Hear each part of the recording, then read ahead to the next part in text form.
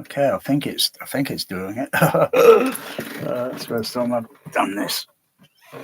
No, it's nothing unusual to do 2 streams. Da da da da. It's not unusual to do 2 streams. Da da da da. But what if you want to do dual stream? Oh wow, it is showing up. Wow. That's it. Drop the fucking out. What the fuck is wrong with me? Am I?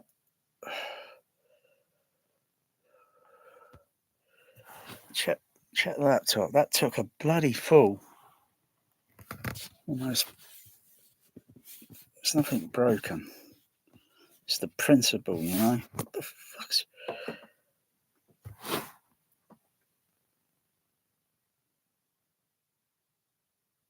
See this shaking in my hand. I don't know if it's getting worse. Fucking hell, I don't want to break this. Fucking hell. Oh, it took a bit of a wusset there. Not much I could do about that. Might as well chew on the fucking thing.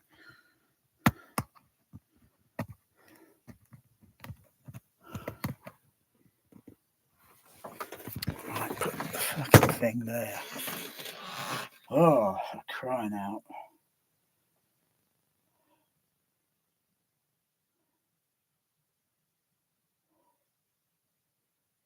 It's shaking. It's just, I think, getting worse. It's like I lost control to hold in the laptop, and the next thing it goes flying. Purposely, I'm trying to purposely throw the fucking hell.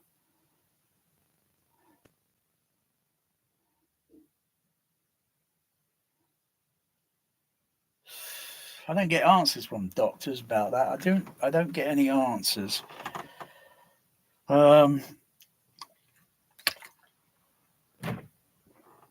Okay, so I'm not sure if I can switch over the microphone lead. I'll plug the binaural into the computer, and then switch the microphone on the computer. I don't know if it'll work. It might mean I've got to. I can't refresh the page because the video will stop on the other stream. So just connect the binaural, but it won't be in stereo binaural because it only does it in mono.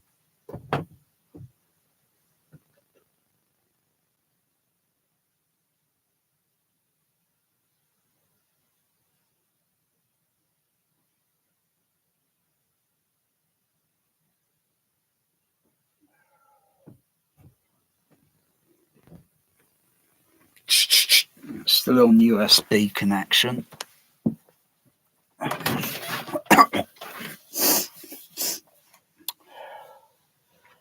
Still on USB.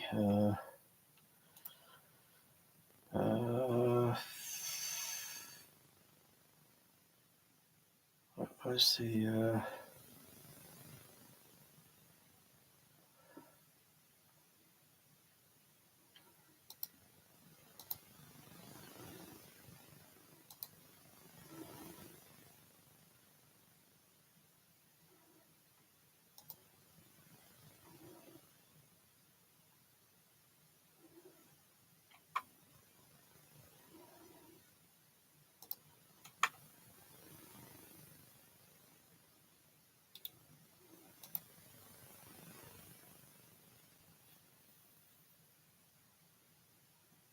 Where is it?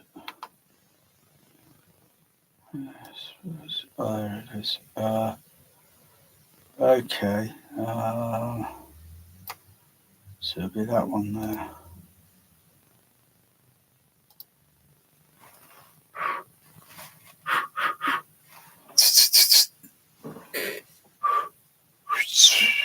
It's still on that one. It's not switched over.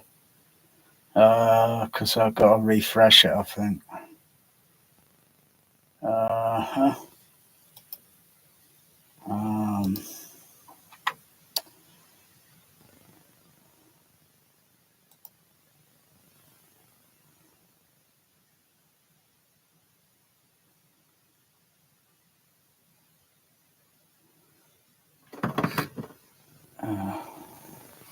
I'm pretty sure this is connected.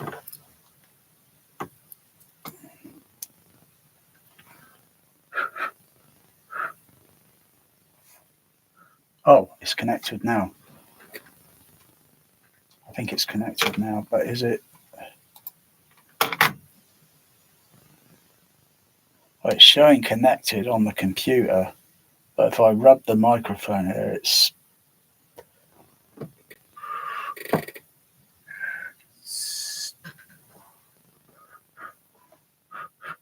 not connected. It's not connected on there. It's not refreshed. Okay, so I'm going to stop this.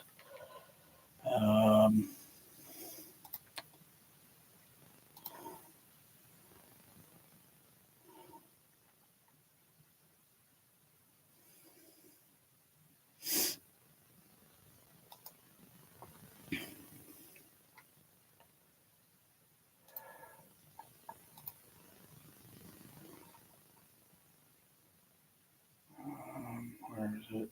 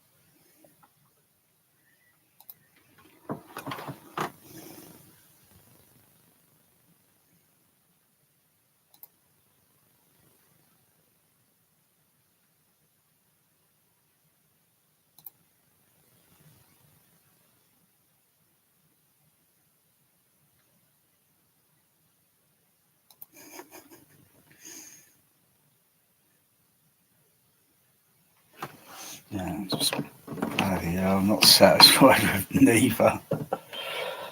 Let's see if that works. Okay.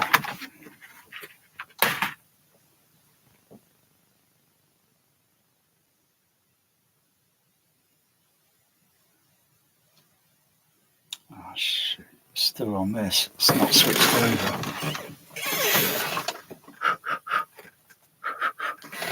Didn't switch over. Went wrong there.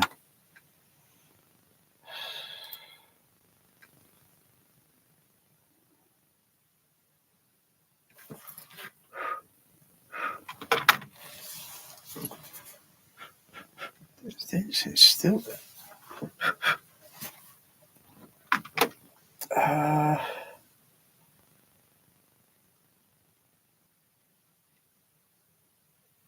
Well, let me see. Let me see what's going on here with the.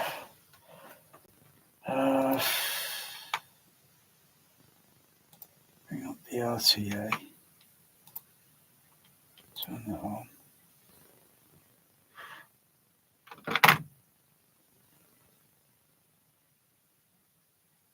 Okay.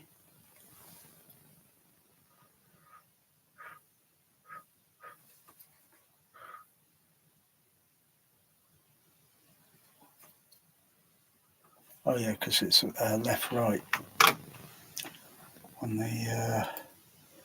Maybe that's what's going on, but I prefer using the true RTA there.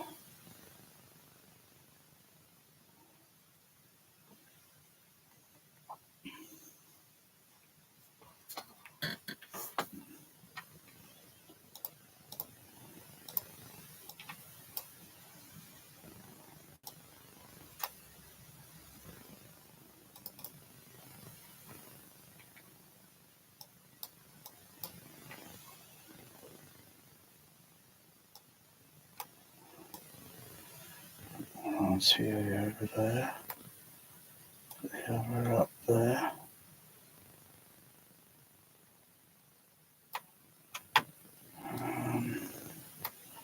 Set that one to left channel, set this one to right channel, turn it on, go.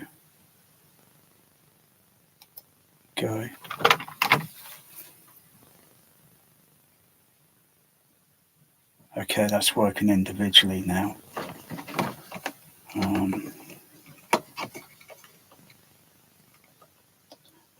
But the audio is still going out on the microphone USB.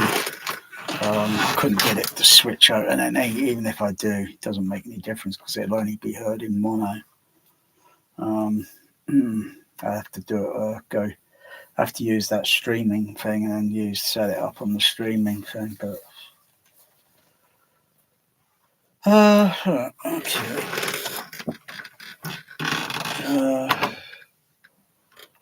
Pink noise.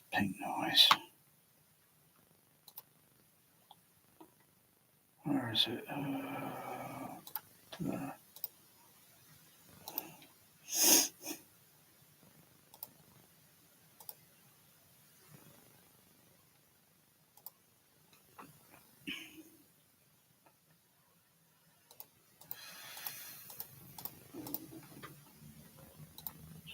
On. Turn that off.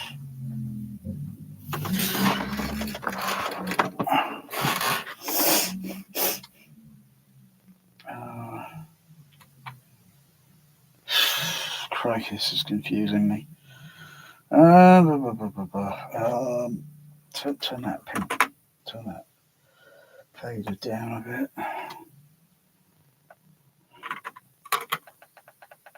Turn the pink noise generator on.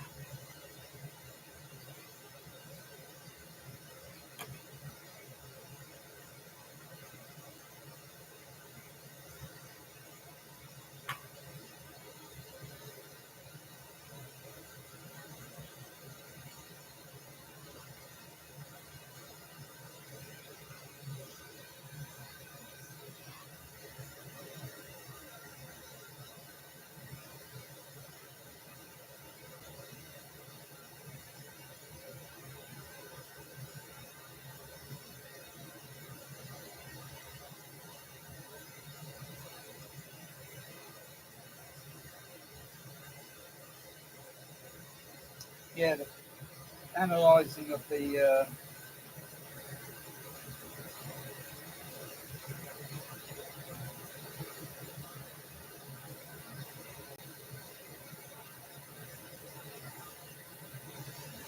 got to make these leads a little bit more. I think maybe I should have made something that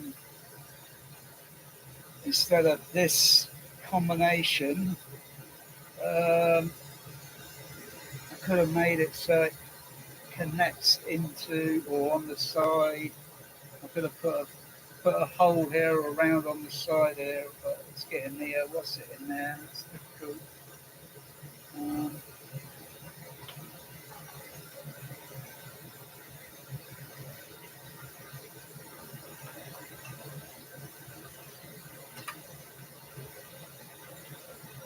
Just got to wrangle the cables carefully. Oh gosh.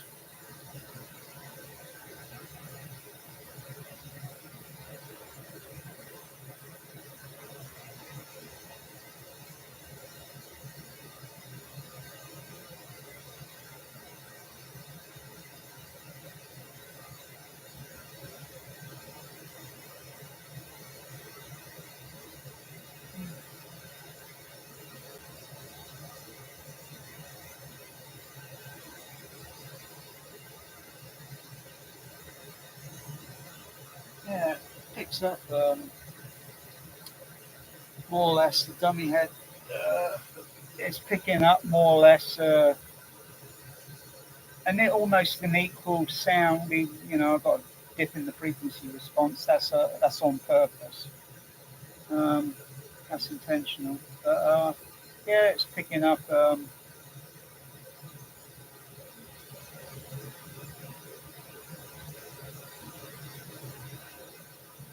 Here a little bit. Adjust it a little bit. Mm-hmm.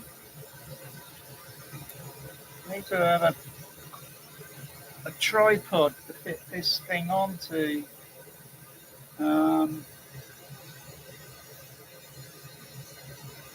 Maybe something that I can move it around so it can sit on and I can move it around easily. Or I can just hold it. Um,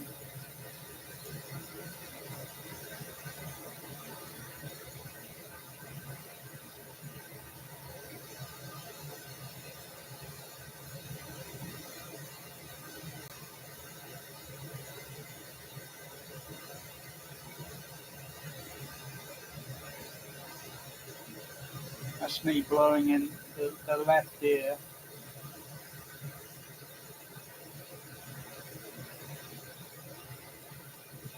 It's a nice bass response there.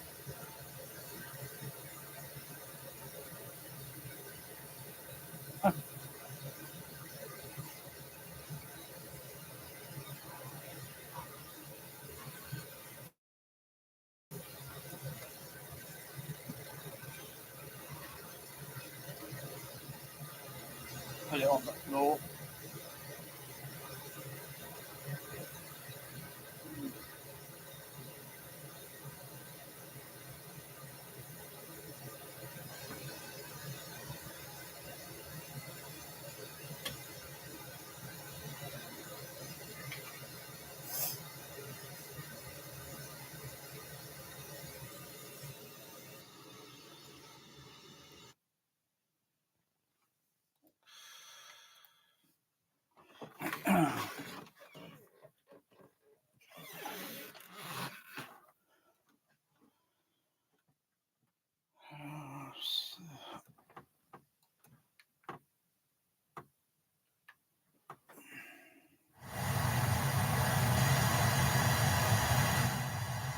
Well, there's a lead come undone there. Oh yeah, the lead's come undone.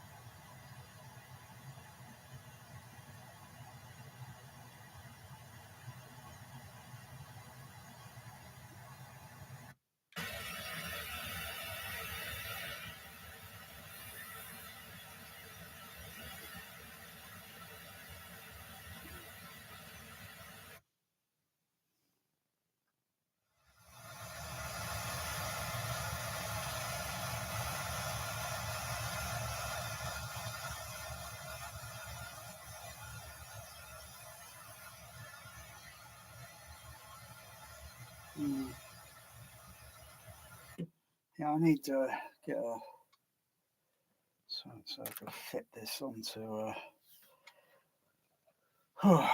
It's not easy to hold this and do at the same time.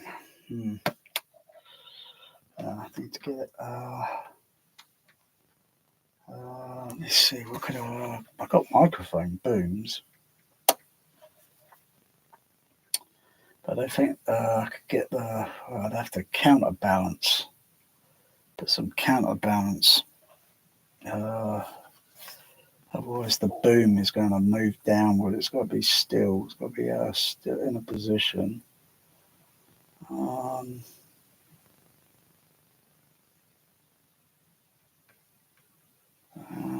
Let's see.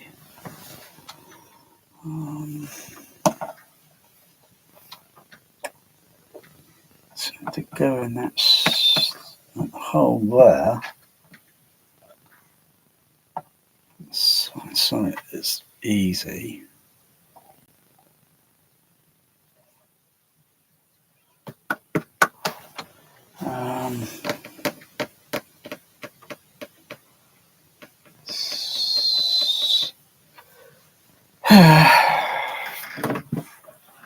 Let's just keep persevering.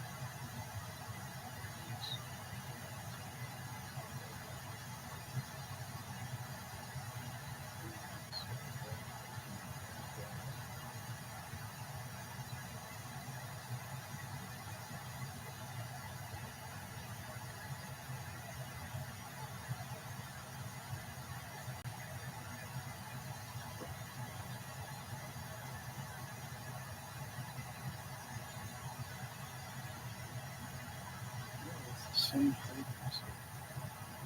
Just changes slowly.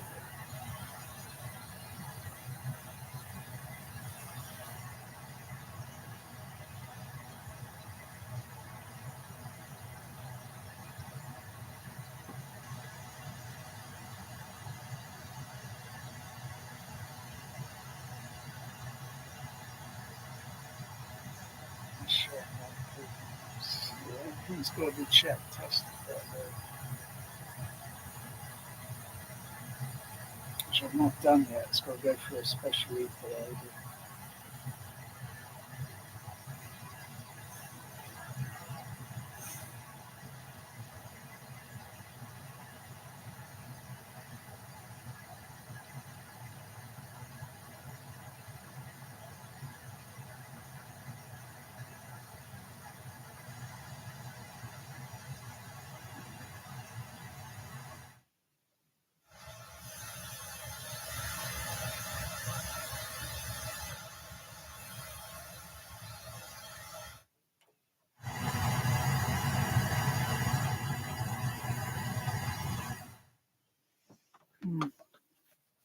Pretty close. That's fairly close.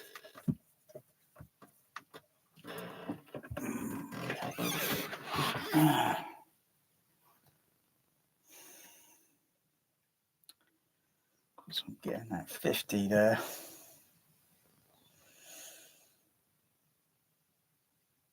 That's a grounding snag there.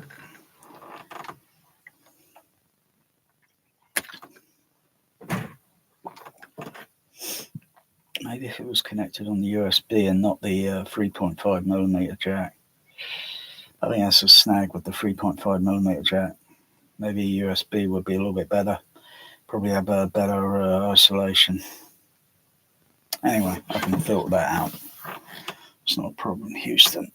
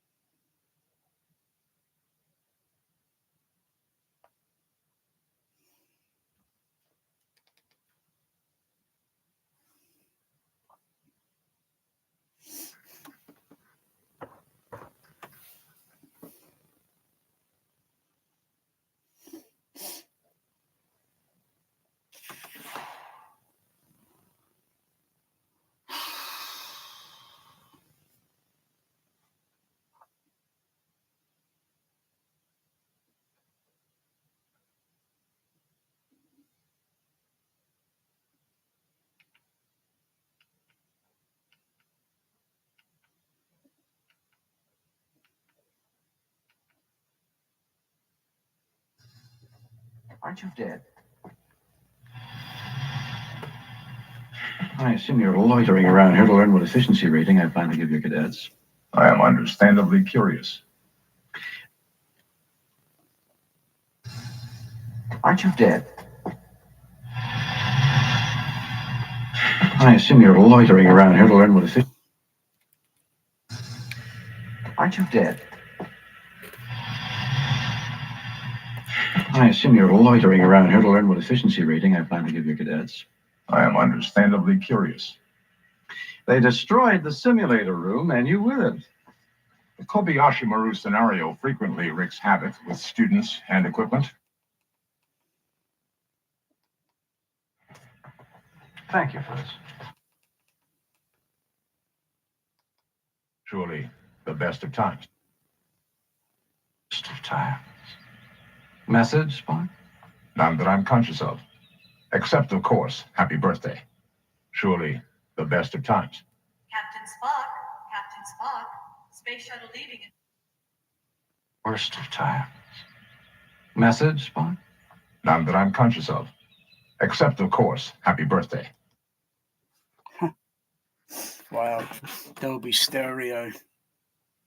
Immersive audio. It's even more better than Atmos. I hear a vacuum cleaner, a science fiction vacuum cleaner that back then, it sounded pretty quiet, but, it's got to that, today where you can get vacuum cleaners and you see it in the movie and the guy's moving around with it, and then you hear it over on stage right down a corridor, and then you hear tweeting birds in the background, and they though I don't know what they're doing, maybe it's some sound effect or pleasure, comfort sort of thing that the Starfleet thing have got. They got speakers to create, and or maybe it's the birds on the outside, and you can hear the birds coming through, tweeting through the window. Yeah, the glass must be very thin. Maybe it's just speakers they got in the corridor to create an ambience or some sort of pleasure ambience, and I hear these, and it draws my, while I'm listening there, and then draws my attention upwards slightly because of the frequency on the sound effect. Even though I hear the speech dialogue and it's up there, and then down there slightly on the bass cab, but yeah, it's got a kind of upward, downward, side to side sort of sound. If you got proper cinema speakers. It was the best of times. It was the worst of times. Message, Spock? None that I'm conscious of. Except, of course, happy birthday. Surely the best of times. Captain Spock, Captain Spock. Captain Spock, did you see the Tweety bird? I thought I saw a Tweety bird, Captain. 15 minutes. Where are you off to now? The Enterprise. I must check in before your inspection. And you. Home.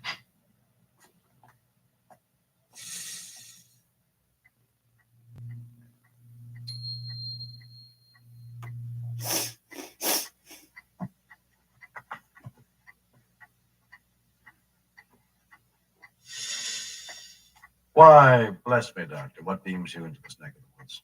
Beware Romulans bearing gifts. Happy birthday, Jim. Romulan ale. Why, Bones, you know this is illegal. I only use it for medicinal purposes. I got aboard a ship that brings me in a case every now and then across the neutral zone. Now, don't be a prig. 2283. Yeah, well, it takes this stuff a while to ferment. Oh. Here, give me. Now, you open this one. I'm almost afraid to. What is it? Klingon aphrodisiacs? No. No, Bones. This is...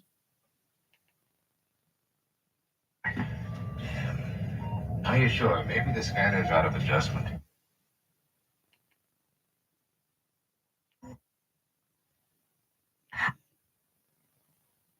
That you can transplant? I don't know. But it may only be a particle of pre-animate matter. Then again, it may not. Wow. You boys have to be clear. You can transplant? I don't know. But it may only be a particle of pre-animate matter. Then again, it Oh, may not. wow. You boys have to be clear on this. I don't know. But it may only be a particle of pre-animate matter. Then again, it may not. Wow. You boys have... That you can transplant? I don't know. But it may only be a particle of pre-animate matter. Then again, it may Wow. not. You boys have to be clear on this. There can't be so much as a microbe or the show's off. Oh, why don't you have a look? But if it is something that can be moved, I want... that, Doctor. We're on our way. Oh, wow, that high frequency there. Oof. And it's only around 7 kilohertz.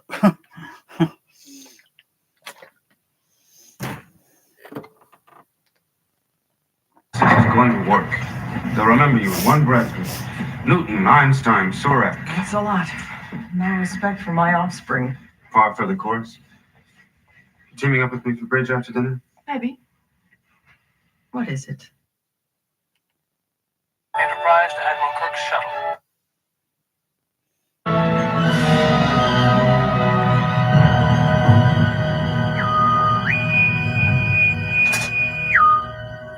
Open the airlock. Permission to come aboard, Captain. Welcome, Admiral. Think you know my trainee crew? Well, certainly they have come to know you. Yes, we've been through death and life together.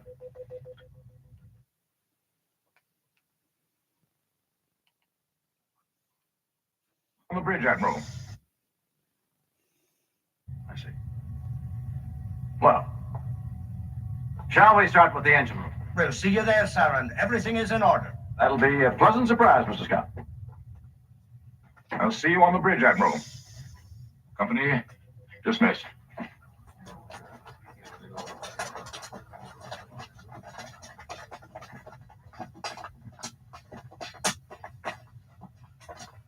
I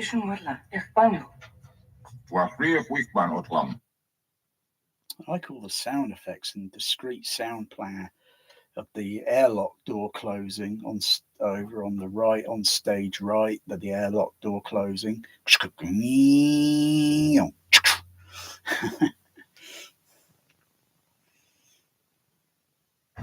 You'd think Star Trek 2's not got a lot of sound going on. It's got quite a lot. Wow. So making it big and boldly go.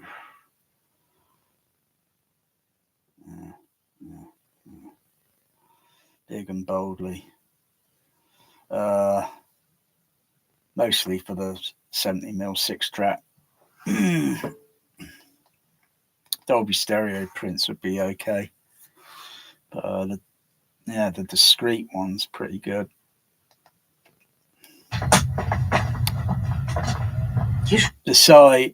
Despite some magnetic soundtrack damage on it, which has not been fixed in over 20 years. They keep making 7.1. Next, they'll make an Atmos version of Star Trek 2. Yeah. And it'll still be using the same damaged print, because I know what to listen for. I know what scene. I know what to listen for. And you can only hear that in English on Laserdisc. You can't hear it in any other form, unless you happen to speak German. But German's only Dolby a Dolby Matrix version that you can hear it there, but not in English 5.1.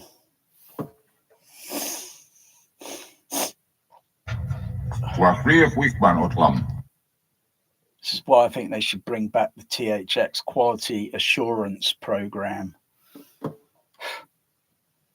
So you got those that know what to look for, what to listen for, and then can evaluate the prints, and then get the best ones possible, and then do the transfer, make a digital master.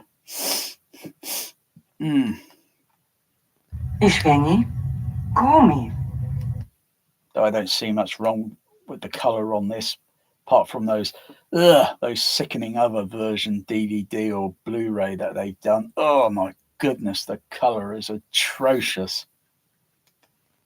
Me perfect Salikam.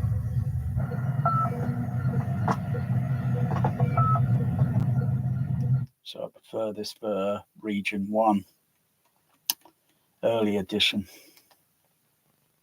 But then it'd be just like say you see Star Trek 2 Wrath of Khan 70mm at a cinema. There's no guarantee the magnetic tracks are not going to be perfect. It could be any sort of soundtrack damage to it, loss of sound or loss of HF sound,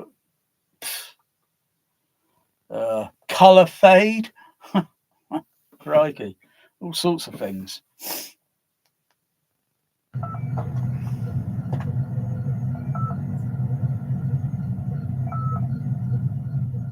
Crikey, this DVD's had been shown over and over and over and over and over. If that were a 70mm print, crikey, it'd probably be knackered by now, because you've got to handle it with care. You've got to clean the magnetic heads on the projector. They need cleaning before and after every show, and servicing, and oh crikey. But you can just do a pristine transfer and just get and have it play back in the exact same way as, though the surrounds on this have been slightly remixed slightly.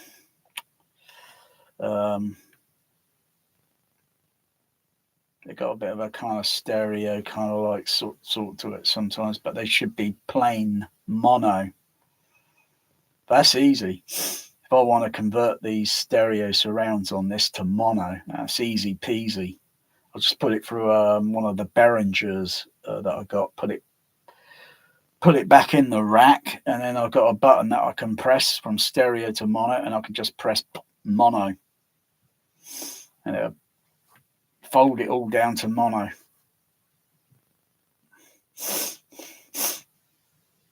Like all the Star Wars originals on DVD and all. Oh God, they're terrible, because they've all been redone and blah blah blah. Crikey, how many times over? They're not exhibiting the exact same as what the 70mm would be, the specification.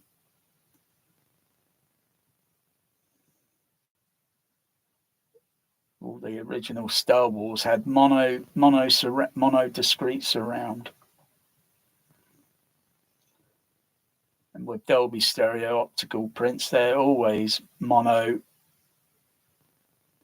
matrix surround.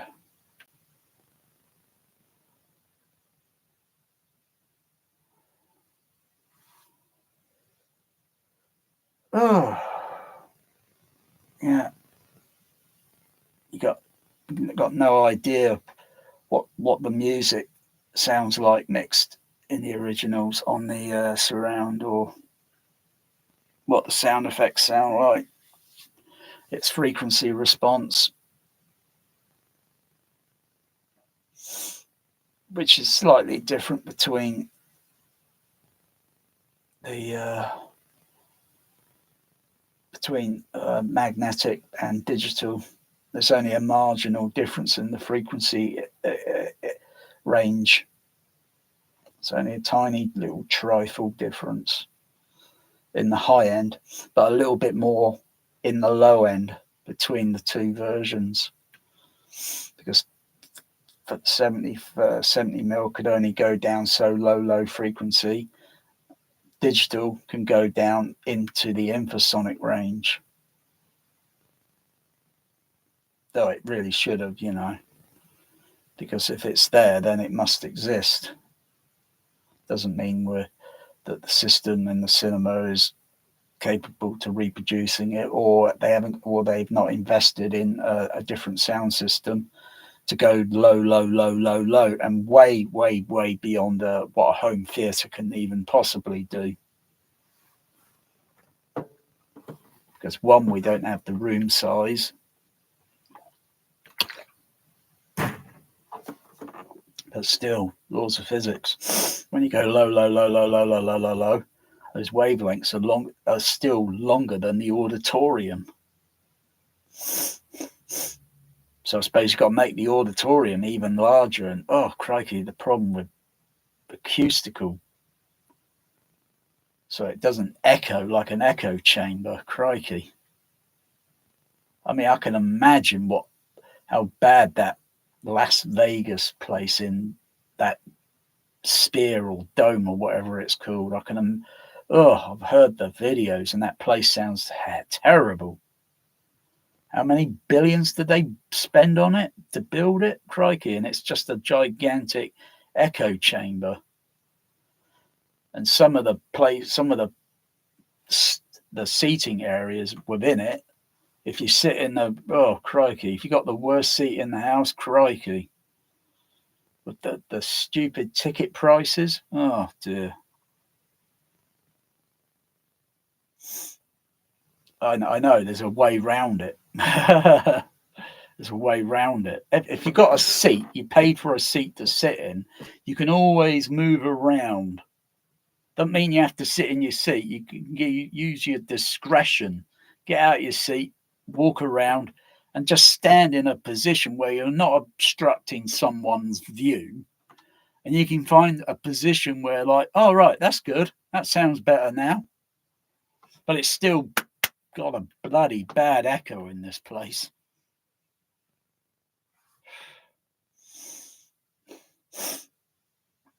Oh, you go out into space. It's huge. Oh, my goodness, it's infinite. Try and clap.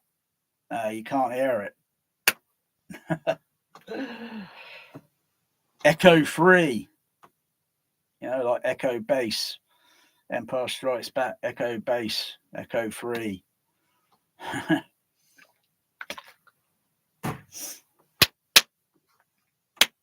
There's only a little reflection in this room, and that's only due to the objects that are placed around this room. Otherwise, take all the obstacles that are possibly reflective out of the room, there would be no echo in the room. And in fact, the room is too small to be an echo. It needs to be a little bit more larger. Otherwise, it's got a very short echo. But there's no pinging high frequency echo reflections, though there's only obstacles around the room. not blind.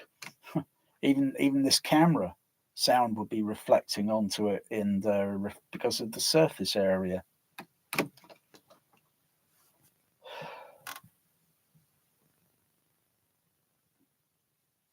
But the thing is, with homes and all this bullshit, we question it. But you go outside into the real world, you hear all the problematic issues that are out there. Do you question it? No, you haven't got time to question it. Can you fix it? No, because it's not possible. It's impossible to fix.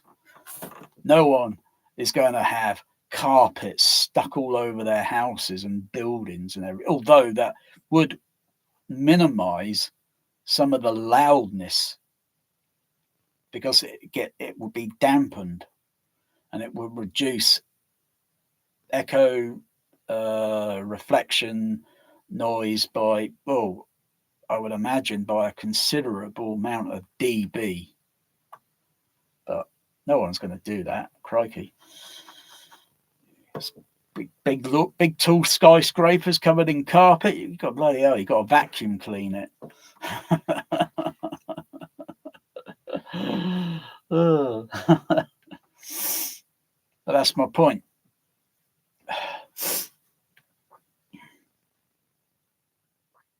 You don't want to hear any of the echo.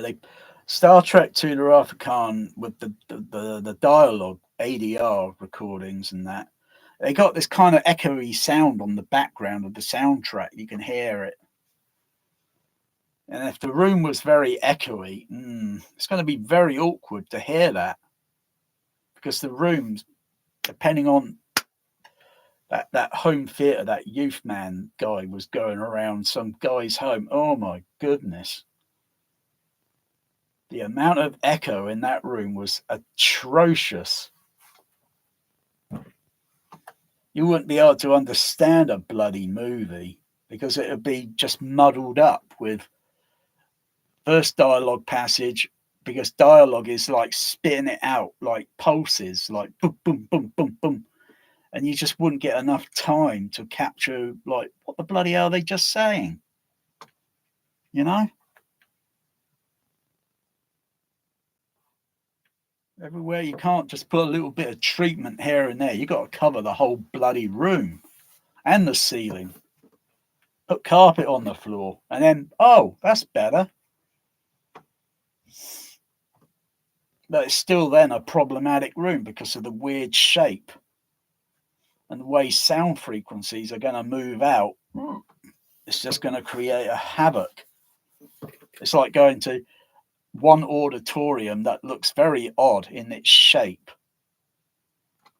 And it's like, bloody hell, the Dolby Stereo in this auditorium sounds atrocious. It's like, it's okay, but it's not brilliant.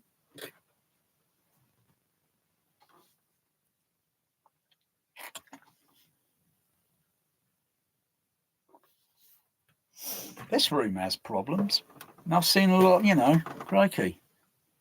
You've got weird shaped walls of any sort of, depending where the speakers are. And if you do laboratory careful testing with a speaker and then you put false walls and you move one wall a little bit nearer to, or one surface nearer to it, you don't move the other one, you move that, you do the frequency sweeps until you're blue in the face, and then you put that surface area back into its other position, and then you move this one. And then you move the back wall, or you move the ceiling, you put random odd shapes. Oh, and then you look at the frequency sweeps, and then you listen. You listen to pink note. Oh, crikey! And then you got to figure out how to angle where the sound is coming from a speaker, where it's going against, and then put specific things on a wall to angle some of the high frequencies to the seating, so you get a little bit more extra coming to the and then you got it's not impossible. You do that all in a lab quite easily.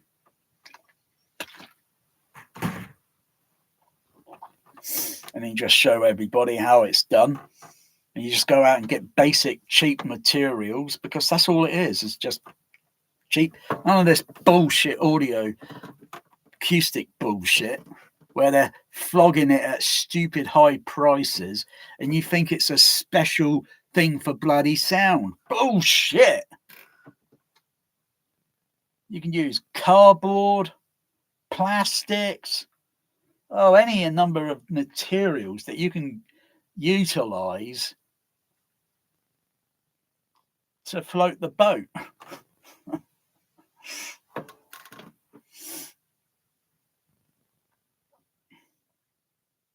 I mean, I could have gone cheap and just put carpet on the bloody walls, make it kind of thick, and just put carpet on the walls. Does the same bloody thing, as long as it gets rid of the bloody echo.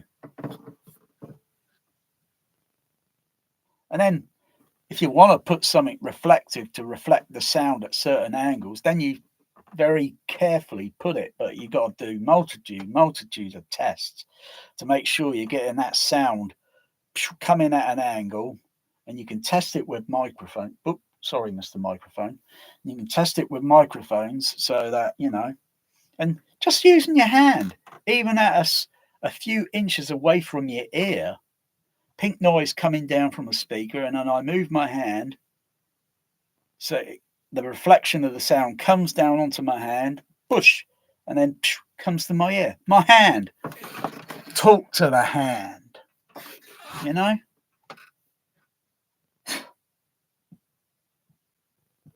Dear, oh dear. Fucking hell, I could use a load of broken eggshell and hot glue it to the bloody wall. The sound's going to reflect onto that eggshell surface and do random, particularly when it's cylindrical. You got anything that's straight edges or cylindrical. Oh, flipping that.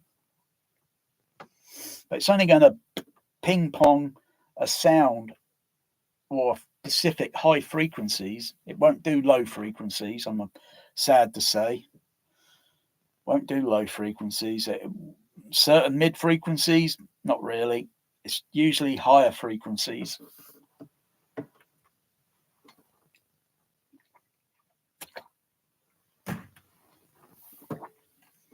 Where sometimes the sounds are going like over the top of your head. You missed it. It's up there. Oh, so you need something to angle it and then bring it down it's not impossible. It takes a lot of effort.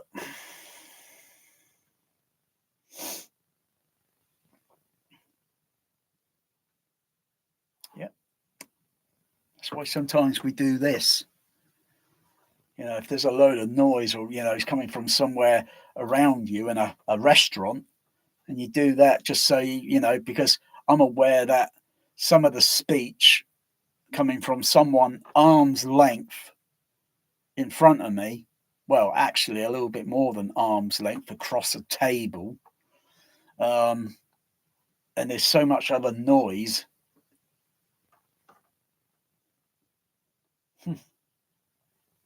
And it's just like being on a CB radio with so many stations, and there's one person there that's only about that size, and everyone else has got signals this high, and it's always on, up and down, up and down, up and down, and then oh gosh, just like a soundtrack.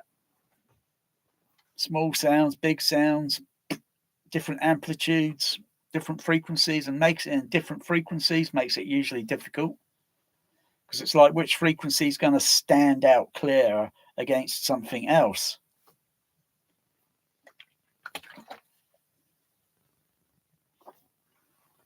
I'm aware.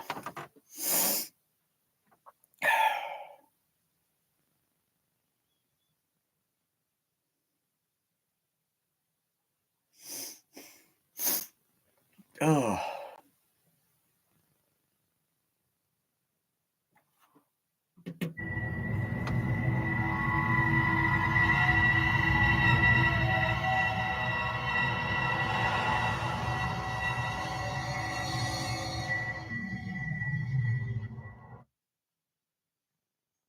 Destroy such life in favor of its new matrix. It's a new matrix. Do you have any idea what you're saying? I was not attempting to destroy such life in favor of its new matrix. Its new matrix? Do you have any idea what you're saying? I was not attempting to evaluate its moral implications, Doctor. As a matter of cosmic history, it has always been easier to destroy than to create. Not anymore. Now we can do both at the same time. According to myth, the Earth was created in 6 days. Now watch out. Here comes Genesis. We'll do it for you in 6 minutes. Really, Dr. McCoy, you must learn to govern your passions. They will be your undoing. Logic suggests. Logic? My God, the man's talking about logic. We're talking about universal Armageddon. You green-blooded inhuman. Bridge to Admiral Kirk. That sounds so cinema. Oh. In a small room, because all auditoriums are all different sizes. Same film print, playing different auditorium sizes. They use the exact same speakers, only it's scaled down for the size of the auditorium.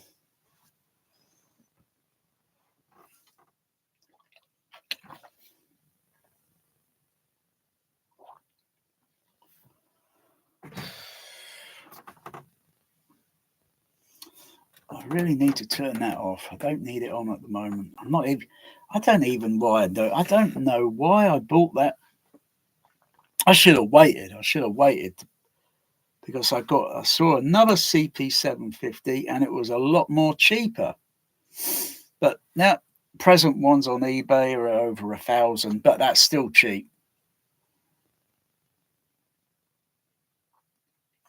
I would say another 2 years, about another 2 years, you'll be able to see CP850s showing up on eBay. But why would you want an 850?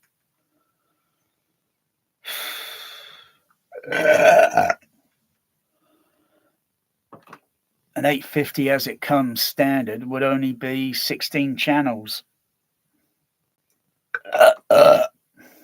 You need the renderer to add on.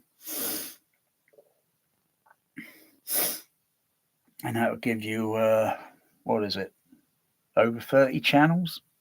But it still does the same crap. I don't see any different. I don't see a big deal with the bloody thing. Unless of course they do what they did with what Dolby Labs did with 70mm and started butchering away with left center, right center. They axed it, but it still existed. The cinema processor could still, the 200 could still play that.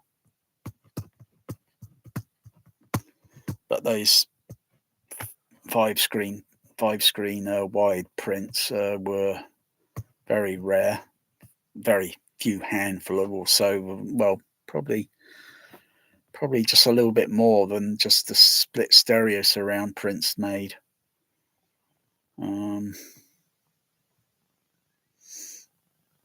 But it's still, you could still mix something, produce it, mix it for exhibition.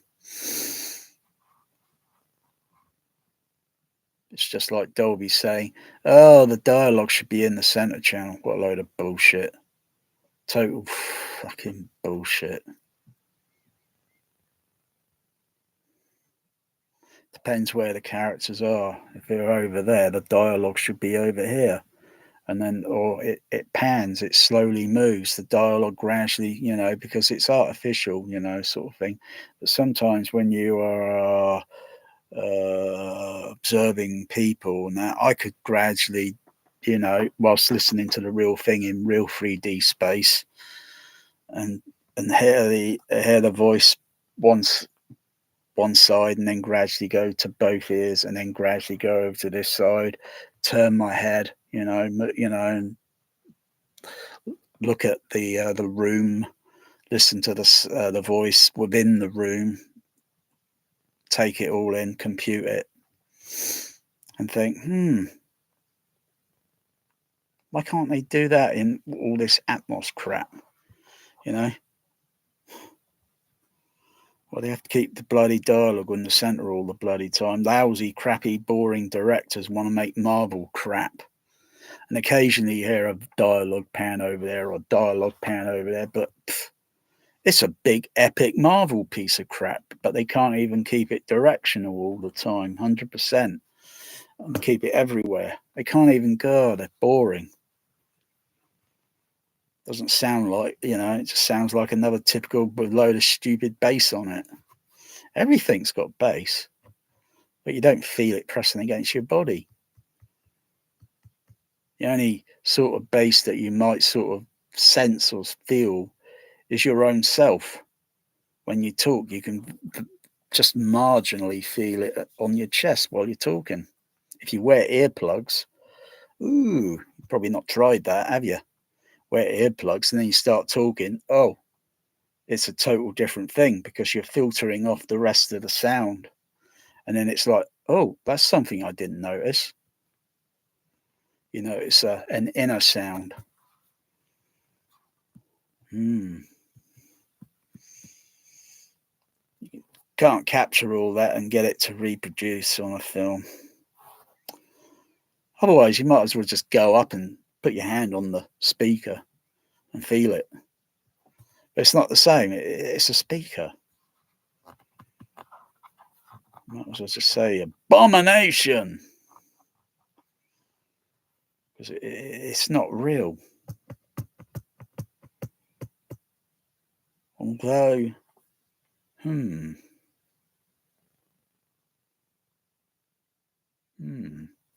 that'd be interesting. It's like when walking around, you walk around and you can feel the vibration, the tactile and such. Yeah, when you see it in a movie, it's like I'm thinking, there's something missing on this soundtrack. There is something missing. And those so-called hotshot sound editors and mixers and that, they haven't put that element of into the soundtrack, or the director's not asked for it. Because if the director is, and then they'll think, right, we got to get this really better than, Otherwise, standard, it should be all mandatory in this Atmos bullshit. Atmos can't claim, Dolby Lab can't claim that their Atmos is lifelike and immersive, and if they haven't got a rule book that says, right, these are the guidelines that you have to follow for this bullshit format. Otherwise, sometimes I think they put more effort into the older soundtrack mixing. They put some effort into it, but the new ones, they just don't interest me.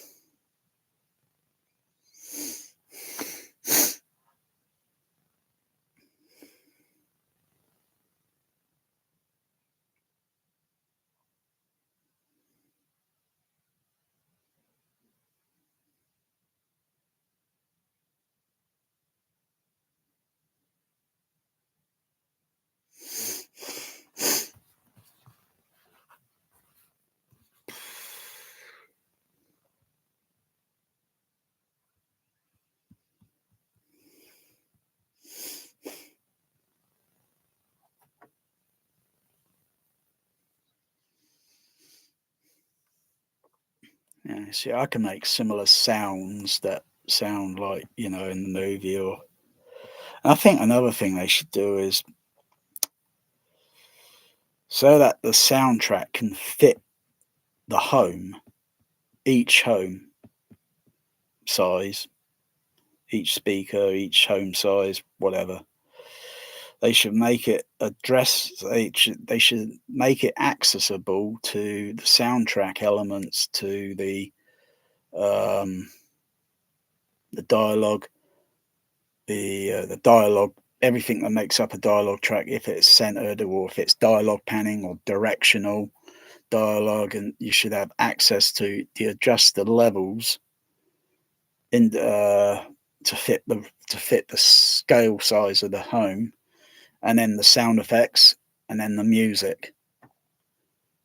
You might think, well, this music track just seems a little overbearing, and maybe at some frequencies it seems too harsh in the actual instrument frequency response, and you could put a filter on it and make it a bit more fit the comfortable size of the room. Yeah, that would be yeah, interesting. Because if you, though they specifically design it for large auditoriums, but what size auditorium? What size of what volume room size are they talking about? Because they're all different.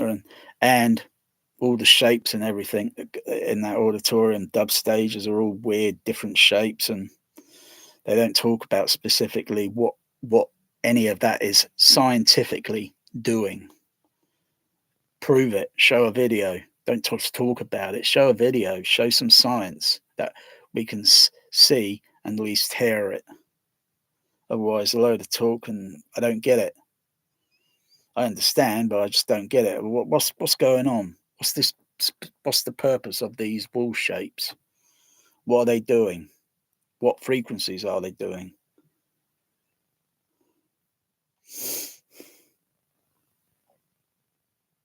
And then you look at all the different cinema auditoriums. They're all different in the design, cosmetic looks, and oh,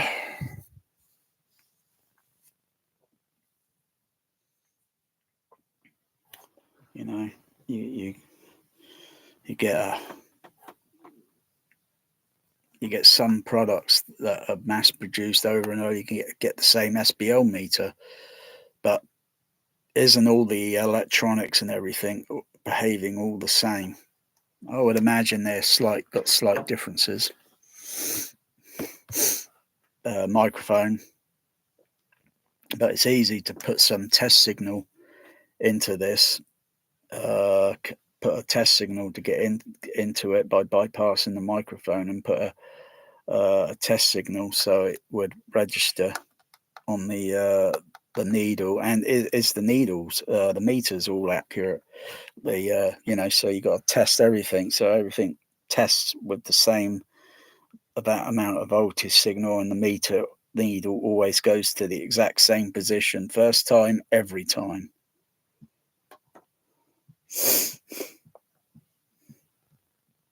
But then, is our hearing always going to be the same? No, it's going to change. It's going to degrade. Can't do much about it. So you can have high-end ultimate audio bloody file garbage trash, but at the end of the day, our hearing is going to gradually deteriorate. Can't do anything about it. Maybe if you're not got real damaged hearing, but you can add on a hearing thing to aid and give it a little bit of, but that's got to be hot wired or hot glued to our noodle or somewhere so, because it can't just actually, because it's the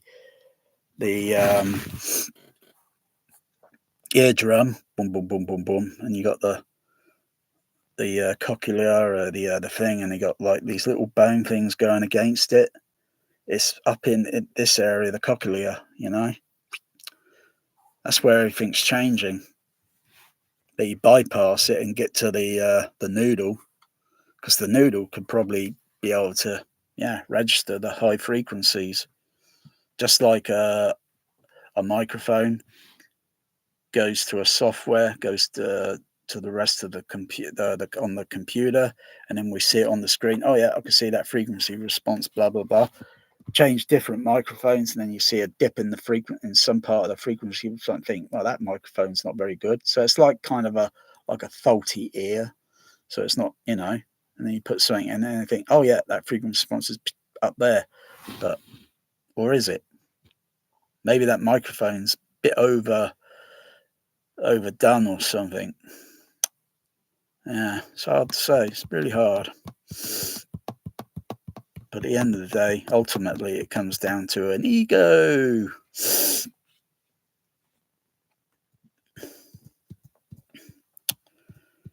Yeah, we need to talk about it like we need to breathe.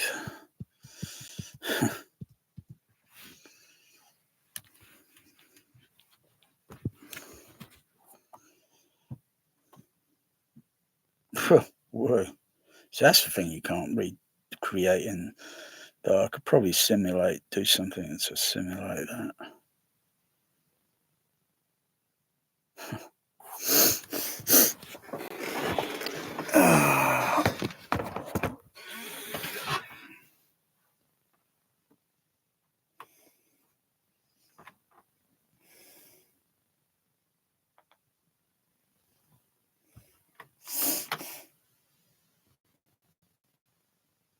If I had another device, I could probably do free stream. Yeah. Oh no, I don't need I need a picture-in-picture thing to do like 4 screens. Or 5 screens.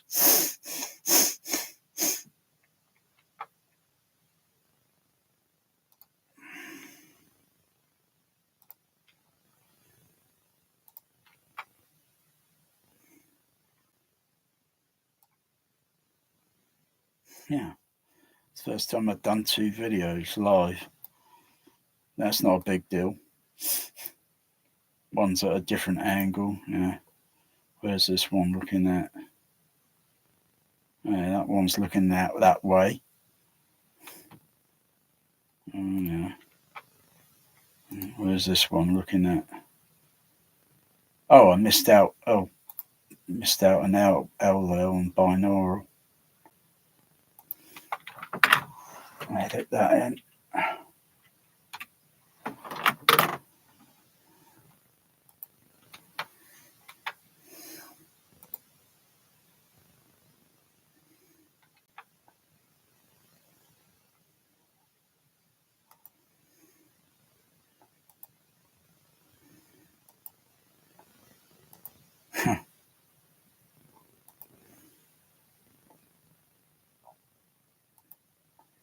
This is getting confusing.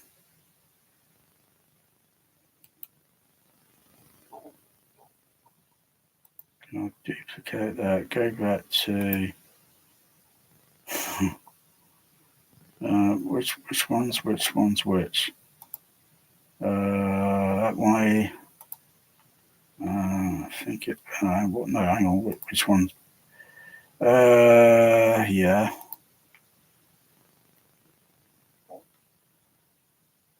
I think it's this one. Or is it this one?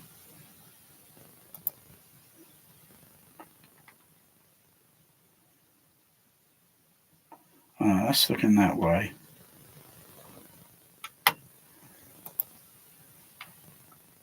What the lasers am I doing? That's that way. So it's this one now. Oh yeah. Okay, that's it. That's what I was trying to do. Oh, what? That's doing my head in. So I'm looking that way, and I'm looking this way. Crikey. What? No, hang on. I think it is. Oh, this is doing my head in now. Oh, no, I'll start up a third web stream with my phone.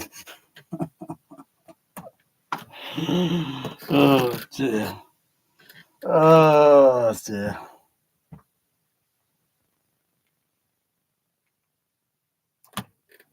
Hang on, where's the other?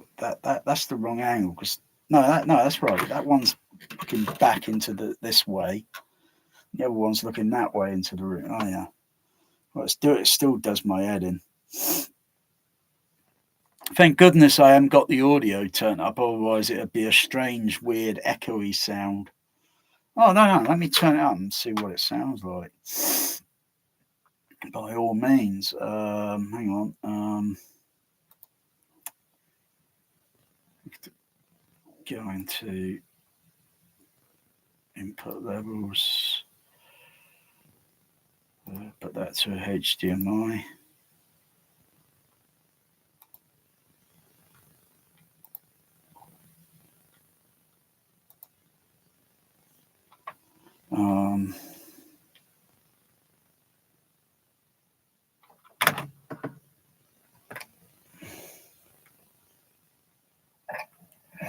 One, two, three. 1, 2, 3. 1, 2, 3.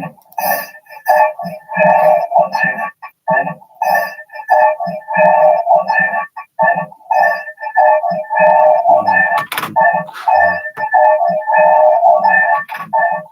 God, turn that down, please. It's just echoing into a noise.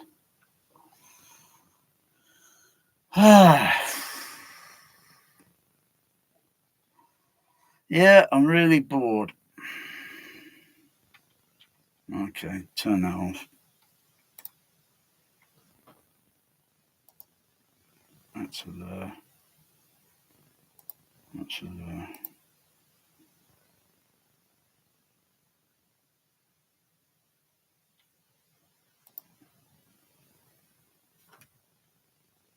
No.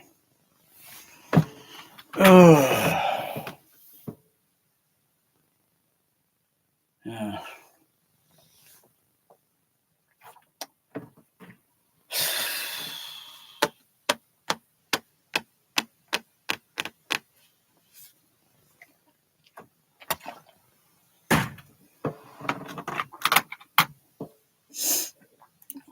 So what's bass guy doing? That's what I call him, bass guy. Spaced out with his bass. He's going to damage his hearing. Yeah. Poor bugger. By the time he gets to my age, he's going to have knackered hearing. I believe he's probably 15 or maybe 20 years younger than me. By the time he gets to my age, he's going to have his hearing totally knackered. He'll end up wearing bloody ear aids. And his missus. poor girl. He's going to, don't you realize you could damage your hearing? But then you could have a normal sort of, whatever, and you could easily pick up, I could easily pick up an infection or something and I'd lose all my hearing. We could pick up another infection, you lose all your eyesight. You go blind.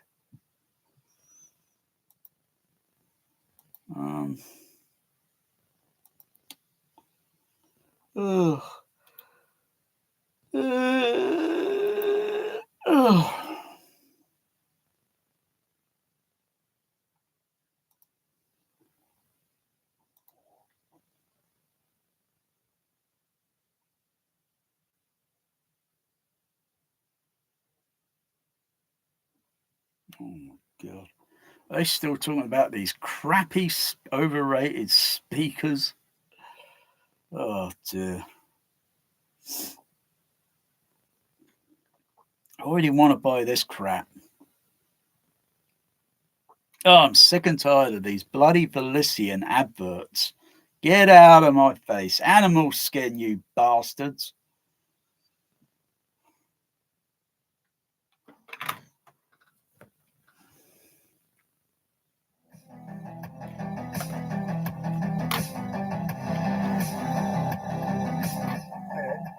No. They're very large. They're extremely heavy. They're very large. They're extremely heavy. They're very large. They're extremely heavy. And when you rap on them, they're literally like a concrete brick. I mean, they're very, very, very well built. And I got to give credit to Michael. He a concrete brick. I mean, they're very extremely heavy, and when you rap on them, they're literally like a concrete brick. I mean, they're. That's not impossible to. You know, if you got a speaker cabinet and you want to probably think, it's a little flawed, you want to improve it. It's not that hard to make some modifications. That's what Han Solo did for the Millennium Falcon. He made some few special modifications himself to, so yeah, if I wanted to make these my cinema cab boxes, that's it. I'll just apply extra material all around the box and it would just make it, yeah. It's not impossible. And it doesn't cost that much as well. Unlike these stupid speakers. I mean, how much are they? 10 grand? Is it 10,000 or something stupid? And they're already overrated and they got a stupid frequency. Like,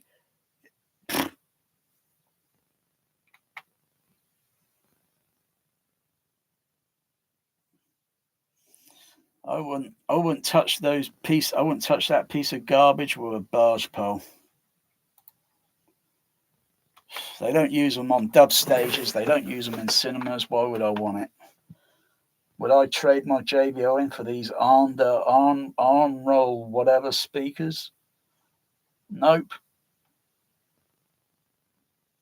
I'd rather use the speaker for firewood. Something a bit more productive use, for when it's winter time, to warm up the place. Yeah, but no, not interested. And they give it THX approval. Oh, God. Very, very, very well built. And I got to give credit to Michael. He moved these things during a hurricane by himself, and they're about 175 pounds a piece. More than that. 53 inches tall. They're pretty substantial. I want to go over a little bit about the driver mechanics, and then we'll talk about the listening test. So just looking at the speaker from top to down, I love the fact that it's curved. The driver is very well damped. And what I noticed a little bit, though, is we were sitting relatively close to it. Yeah. It makes it easier to play. We had real extension below 20 hertz. It was flat down to about 17. God, look at the echo in this room. Oh, I can just hear the echo bouncing off the back wall and then coming back to the microphones. I can just hear the echo in that room. Yeah. Consistent. So this the bottom, so it actually couples to the floor, and it just the way it plays the bass into the room. What I heard when I was lower, they have speakers, so different color options on the grill. How bad would these look if you had red grill covers on? Got some spray paint the house, man. No, but overall, I'm really impressed with what I heard, even though it was a non-ideal environment. Just spending time listening to these speakers, they measured so incredibly linear in room that I had to actually retake those measurements multiple times. I'm like, what? Like they're completely flat. You could tell they did. But overall, I'm really impressed with what I heard, even though it was a non-ideal environment. Just spending time listening to these speakers, they measured so incredibly.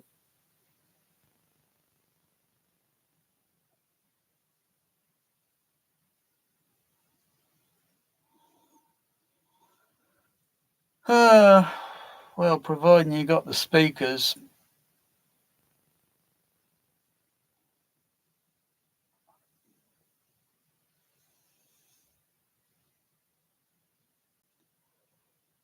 Set up correctly in front of a microphone and do repeatable frequency sweep, and then do the EQ to get a lot of that uneven frequency response. Because it's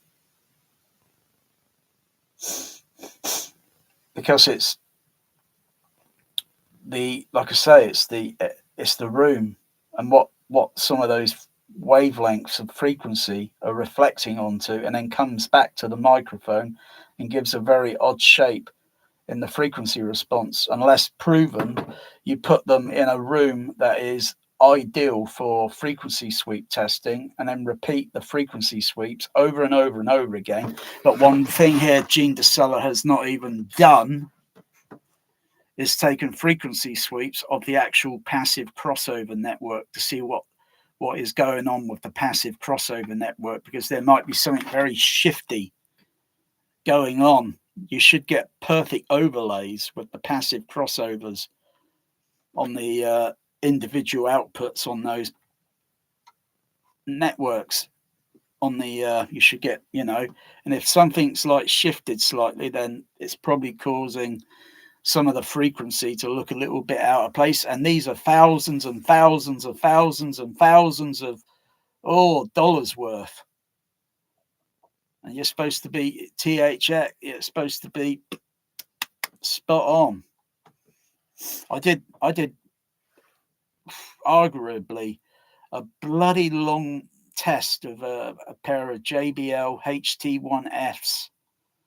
One were made in Denmark, the other were made in USA. They look the same, but the flare, one's got flare port, one's got a standard port.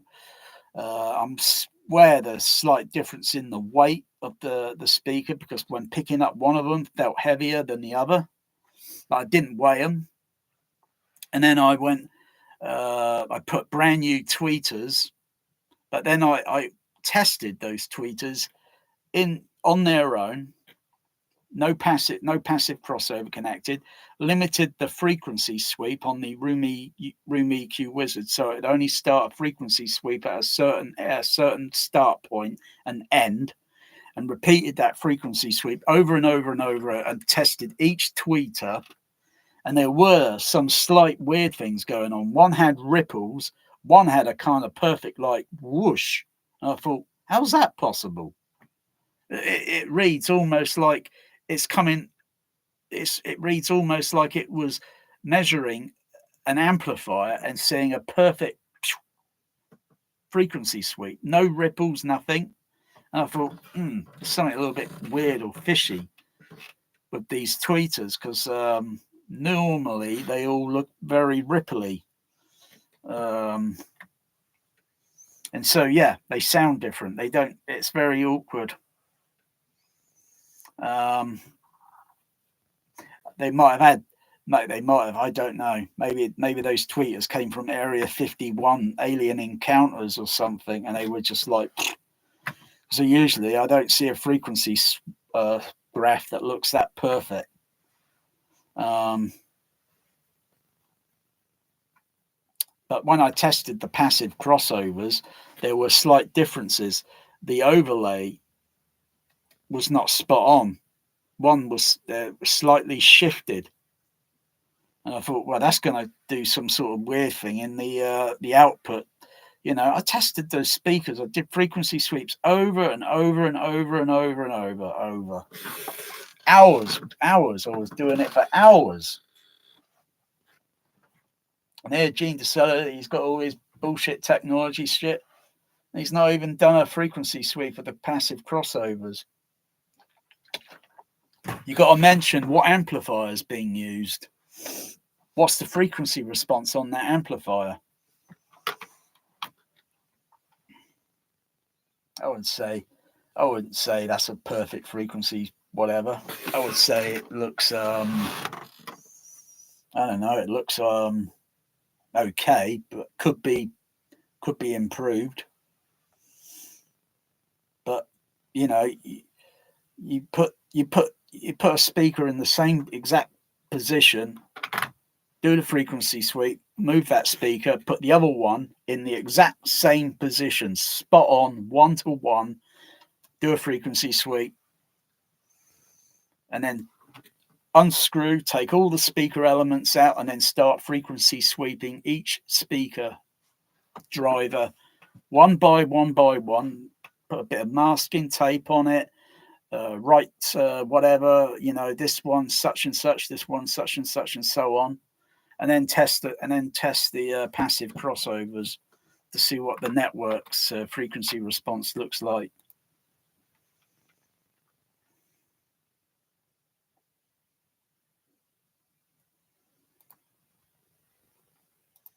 linear in room that I had to actually retake those measurements multiple you times. didn't. I'm like, what? Like they're completely flat. You could tell they did a lot. No, but overall, They I'm are really not impressed with flat. what I heard to these speakers. They are not flat, Gene DeSella. They're near flat, but they're not flat. You said flat, like as in you mean literally. And you said literally. They are not. They are near. They're far from, those frequency graphs are far from overlaying transparently, which is what they should be. They should be overlaying literally transparent. It's not impossible. It just means it takes hours and days of work to get it to get it like that. It takes hours and days of hard work to get it spot on. Measured so incredibly linear in. Bloody hell, you can. Yeah, the only thing that looks perfect flat is the amplifier. But you haven't told us what amplifier is being used. What AV receiver or whatever it is. They retake those measurements multiple times. I'm like, what? Like they're completely flat. You could tell they did a lot of good in the cross.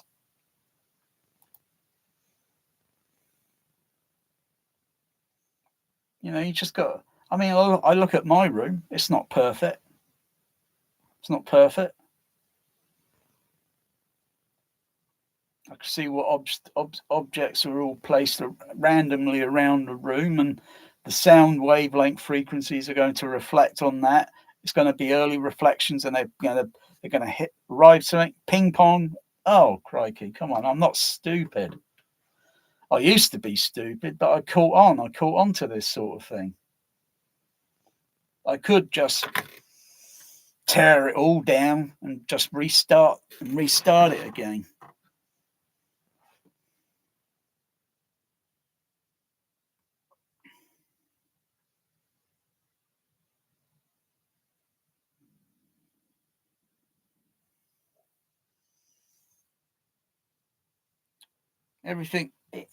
Everything right down to the seating. The seating's got to be all perfectly in a perfect sort of positions. I mean, all this rack equipment. I know sound hits it, reflects onto it, and particularly from the surround speakers or any sight or any line sight from, depending on what angle from the screen speakers, are going to come down at an angle and are going to reflect onto this surface. It's all reflective. The seat armrests are reflective. Crikey. The back of the seat is reflective, particularly from the surround speakers, only from the surround speakers, because they got sight line.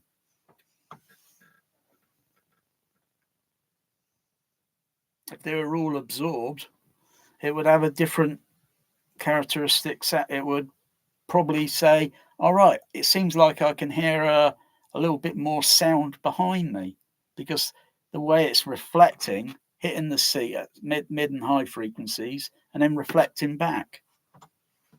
Needs to come and then get absorbed, but still the sound going that way, but less reflection off the back of the seat. Because nearly most typical cinema seats are all fabric absorbed. Some of the ones that are not, but they're going to be reflective. Like look at all those home theatre seats, and you look at the type of material they're made of. They're going to be reflective.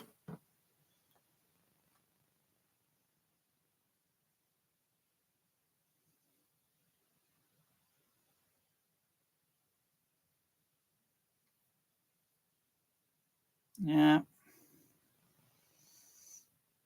Even the ceiling, with the way things are as they are on the ceiling.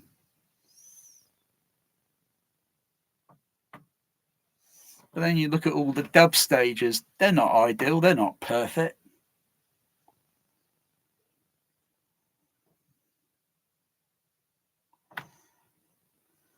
Yeah, that's what it all comes down to. Like, oh, what's perfect? What is perfect?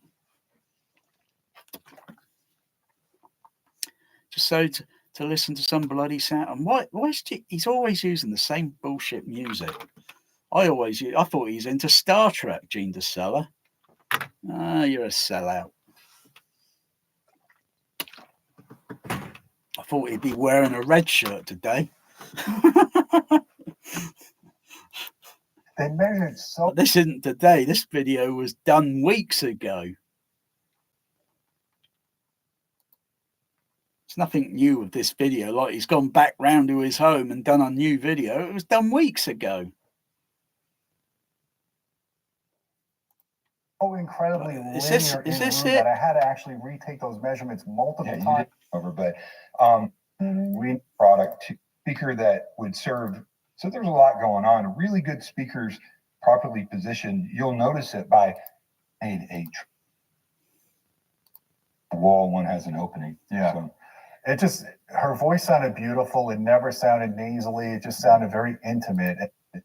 That made a tremendous difference in this room because of that same one has a wall, one has an opening. Yeah. So, it just, her voice sounded beautiful. It never sounded nasally. It just sounded very intimate. And like you said, when you toned it in, the intimacy got even better. It got more focused. The bass extension it wasn't plummeting me with subwoofer-like bass, but the bass that was being produced was so tight, so. Oh, please, Gene. You're really trying to sell these speakers so you can get a little on the side. Sorry, you're not even sold me. I thought you were into Star Trek. You know, Star Trek. Well, JBL speakers. You need to, oh dear, Gene, stop doing this bullshit shilling, please. Clean. With no EQ. I didn't mess with anything here. I didn't do any magic or anything on that. I literally. What do you mean no EQ? They use EQ when they're mixing. It's like trying to say, you know, they're mixing something and they're not going to use any EQ filters. They're just going to have everything literally flat. They'll just use the microphone for what it is and just do everything without doing any. Yeah, what would it sound like?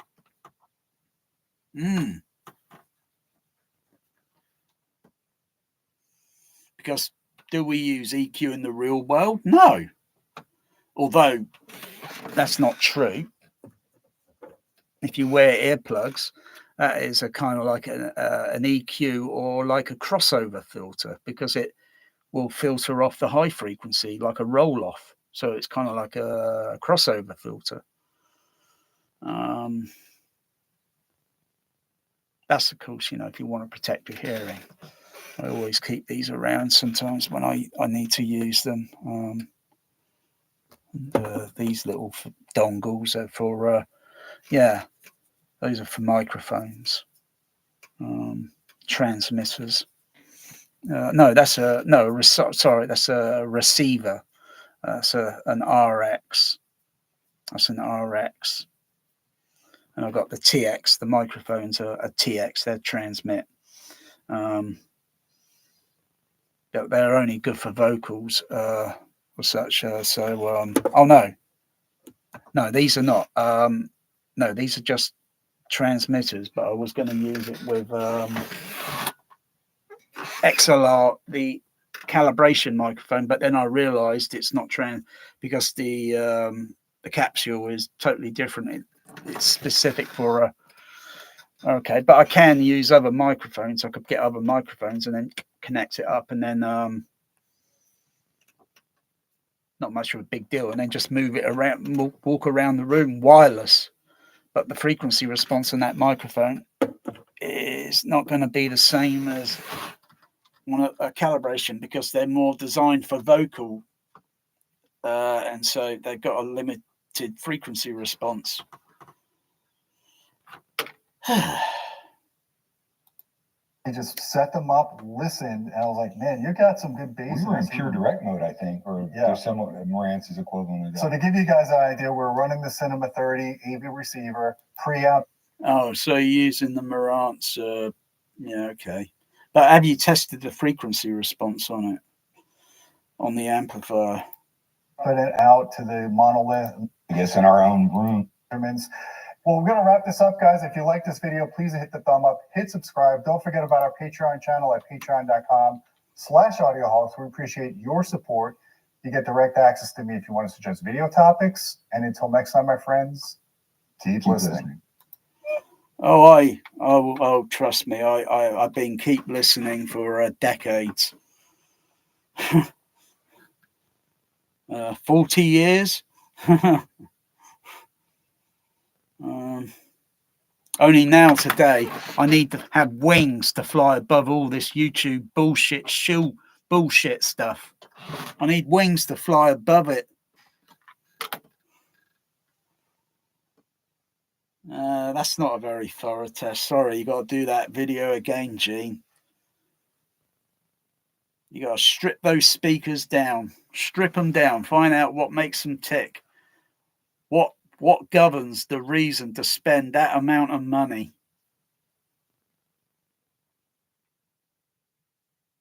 You see, it's always they talk about things that are brand new, excessive amount of money. Is it going to make a difference? Really? They got the same frequency response as just everything else. Oh, those speakers, I'm sure you can modify them and make them a little bit better. I'm a bit disappointed that they don't go down flat, down to, instead of rolling off. Or is it the amplifier that's doing that? I mean, you got to strip the whole things down and then look at it and think, okay, so it rolls off. That's a bit, okay. So how do I improve that? I put some filters in and then to get a little bit more extension. Otherwise, it's just going to stop at us. It's just going to drop off. And just want it to extend it by you're not cheating. You're just trying to modify and extend it. Get it go as low as it can,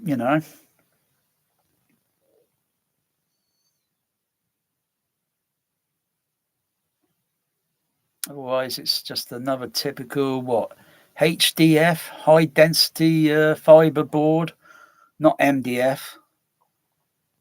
Crikey, you can go and buy that stuff dirt cheap on eBay and get it delivered. It's common as mud. Get some lamination and then hot glue it to the bloody thing, final finish, and then you got something, and then do all the sanding and and then you got something that looks DIY. It costs your time and effort into it, and you got something that looks just as good, but it was done cheap. You got to put a big high price because you got to make some money on it. I don't think those speakers are selling out like hotcakes.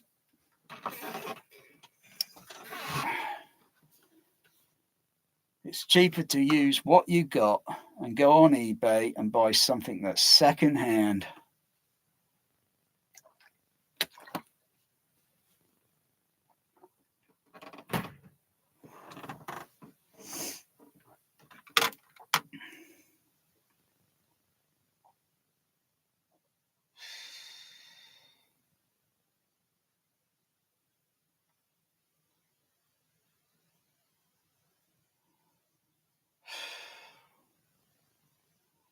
Look at these terrible. What the bloody hell is this? Look at the colour on that. It looks like seasick. What is the woke rubbish made today? I'll tell you, they really make some woke crap rubbish. Look at this crap.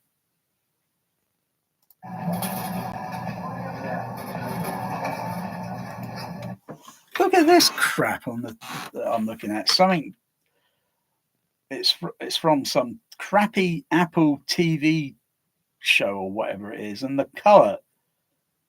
What bloody planet are they living on? The colour looks bloody depressing. Get it off. Get it out of my face. See? You got to watch woke crap today that has a tinted green colour. They weren't making TV shows like this back in the 70s, the 60s, the bloody 80s, 90s.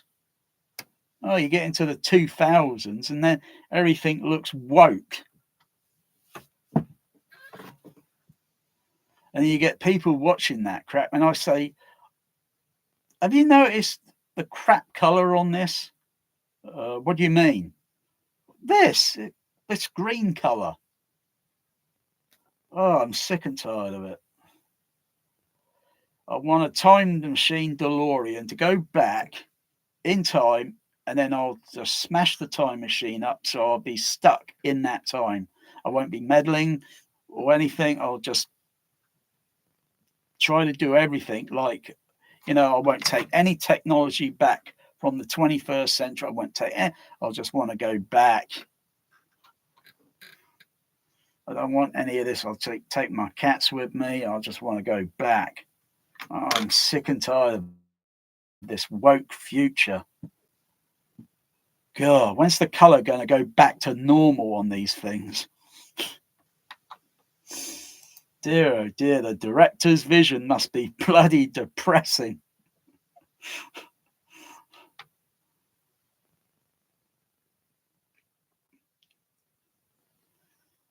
Oh.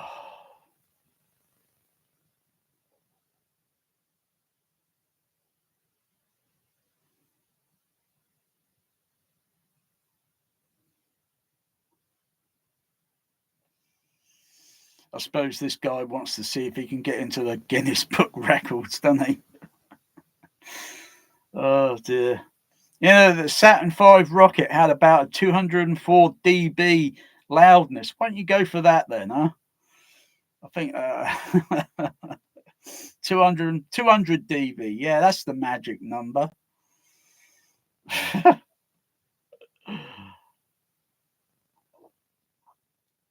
The thing is that there's so many different types of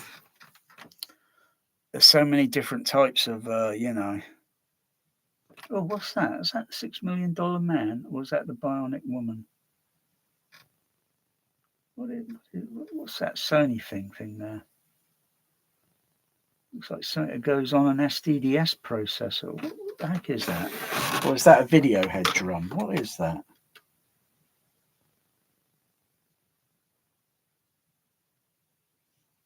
Oh, the DVD Walkman. DVD Walkman. Never heard of it.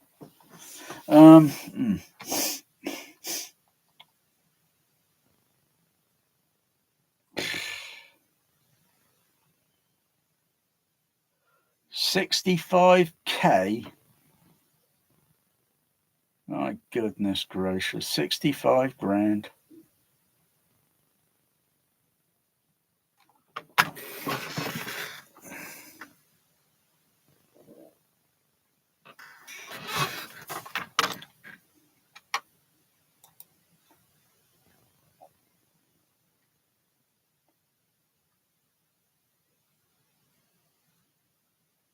Oh, God, flipping it.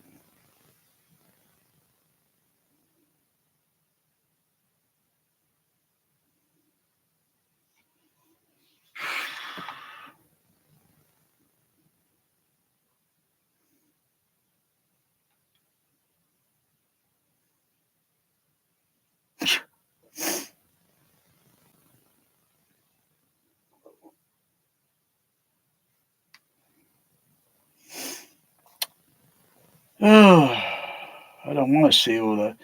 That's the thing. You see, I don't like this room. I do not like it. I don't like to see these speakers. Real sound is really hidden. Though you can see it, but it's hidden. But it doesn't make sense to see speakers all over the place. Because then you can say, oh yeah, I know where the sound's coming from. But when you can't see it and you think, yeah, you know there's speakers around the room, but you can't see where they're located or really what is behind that fabric. Because there might be something a little bit different, which is not impossible. As long as you can do it cheaply, or find some other find some other way to do it, you know, by using materials and to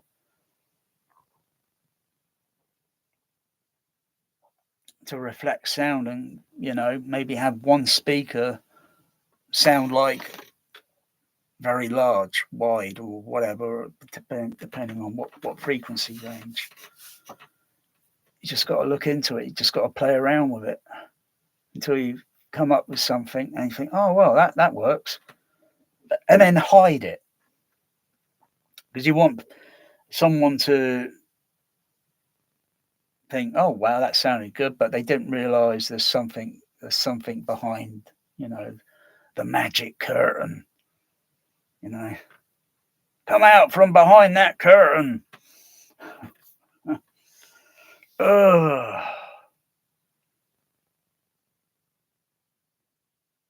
I mean, yeah.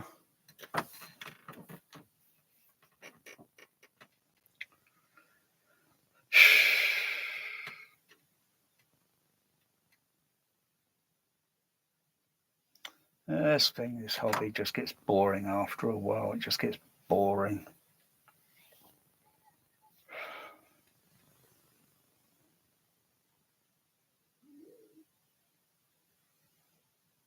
Every time I listen to traffic, vehicles moving around outside, and it doesn't sound, and I see a movie and I can see what the scene that's taking place, and I can hear the sound mix and that, and I think, that doesn't make sense.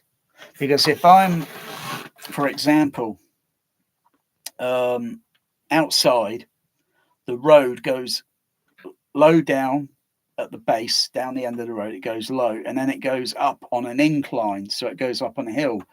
So there's a bank outside of grass, so you walk up.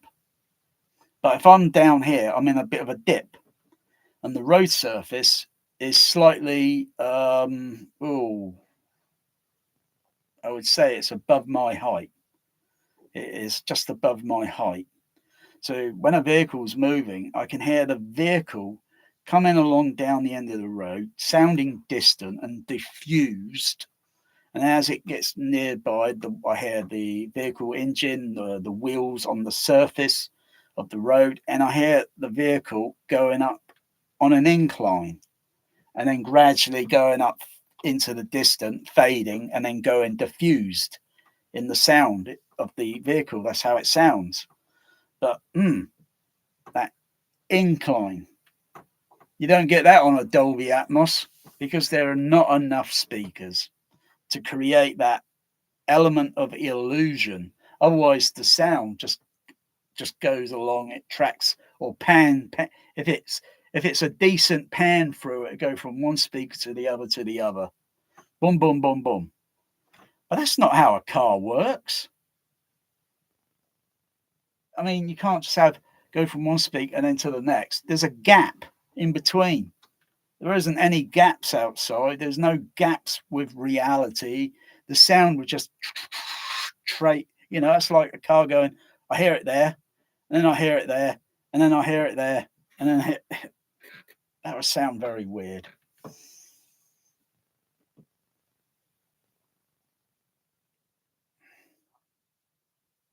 But when it's panned and it does quick, it just sounds like it goes, but it's moving from one speaker to the other, which it's trying to create some fake kind of movement, Doppler sound. But it's far from, you know, I think technology does exist. It's just no one's bothering to, no one's bothered. Because then they think, oh gosh, we've got to sell it now at luxury prices. That's stupid. That's just greedy, plain greedy. When you can listen to the real thing, it is what it is, and it's absolutely free of charge. It doesn't cost a single penny. And yet it's way better than any of this crap.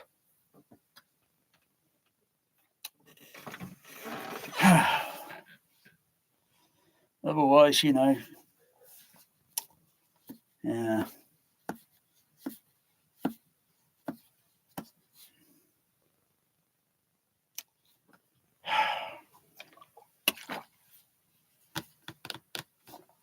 $14 years listening to flawed Dolby Atmos. 14 years.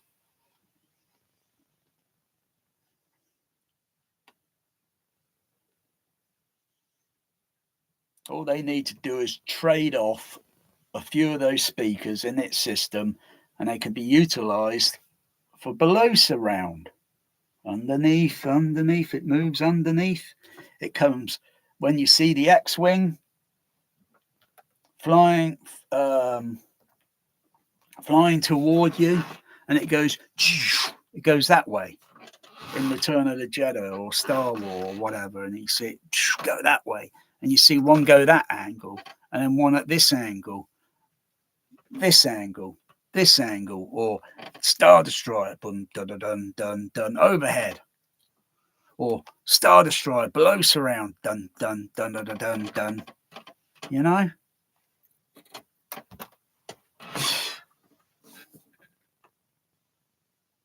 Trouble is now Dolby Labs, they screwed it all up right from the start. They just copycat what Oro's doing, which is nothing original. They weren't the first people to do overhead sound.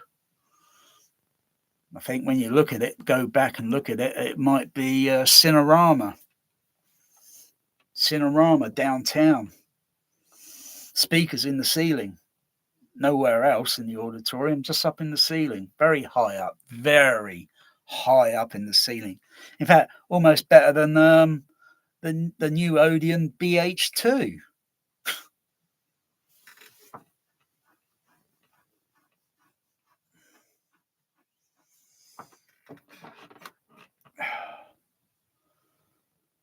Oh dear. Ugh.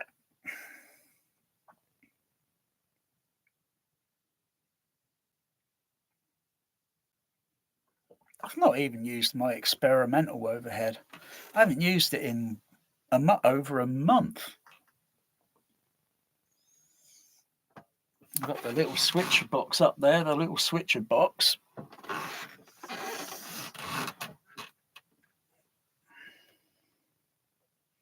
Now all I do is turn off all the other speakers, and I'll turn on the experimental overhead, which you can't do on which frankly I'm the only home theatre, home cinema around that can do such a thing. And there's one other person that I know that's used my same, and he's had a little listen, because he doesn't have Atmos as it is, but he uses some matrix decoders or such connected to the system so that they can take any phantom sound image and then just put it up on the ceiling from the actual surround speaker area, because the Atmos upmixer or thing, the Dolby DSU, is only taking a sound signal from the front, left and right, goes through a matrix circuit, and then puts it overhead for 5.1, 7.1.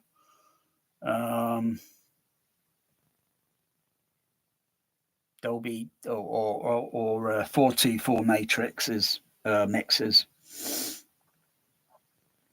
but I opted to not use that because it doesn't sound right.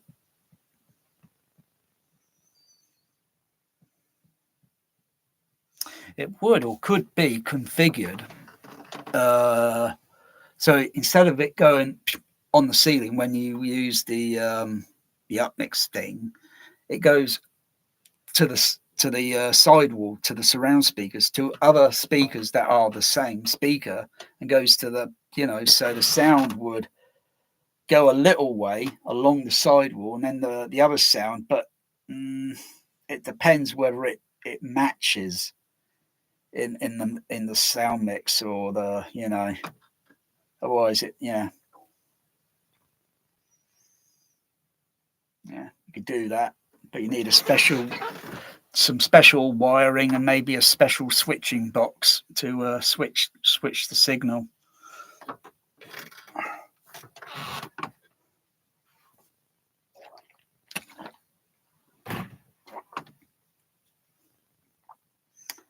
Yeah, what they should have done with that upmix thing, they should have put a matrix decoder on the rear back surround, the side ones, and of course the front, so that some sounds go up at the, so it simulates, because an actual native Atmos overhead surround, sometimes they sound like stereo zone up there, or sound goes that way, or it goes diagonally, or it goes over and it goes to the middle overhead speakers, the middle ones.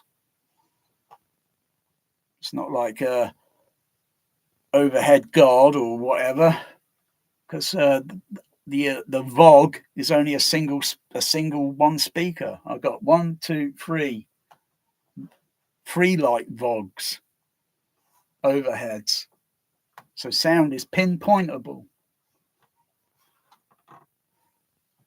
Basically, it's just doing the same thing as it's always been done with Dolby Stereo: left, center, right, matrix decoder, and just sticking that on the ceiling. Simple.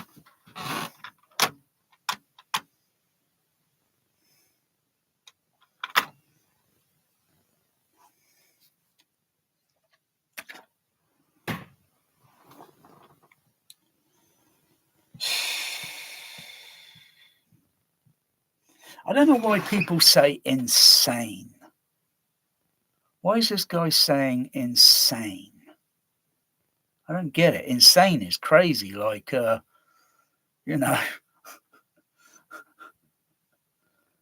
insane. Well,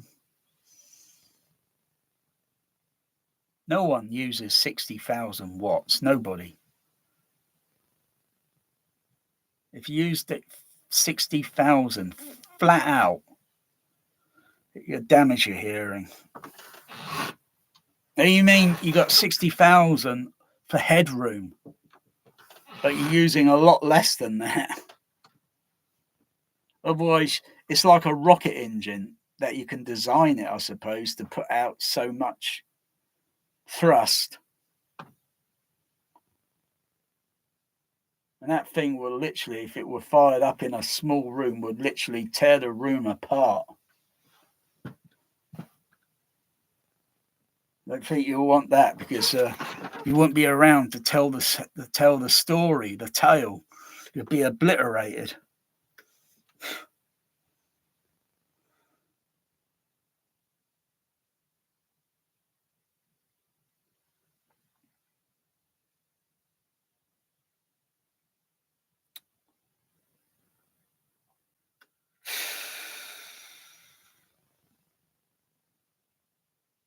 I swear this guy, he must already have his hearing knackered.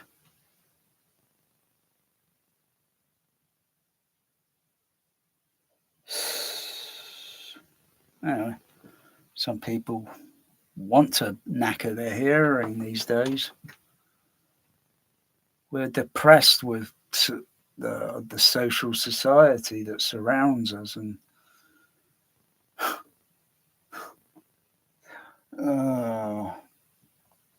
I just feel like my cat.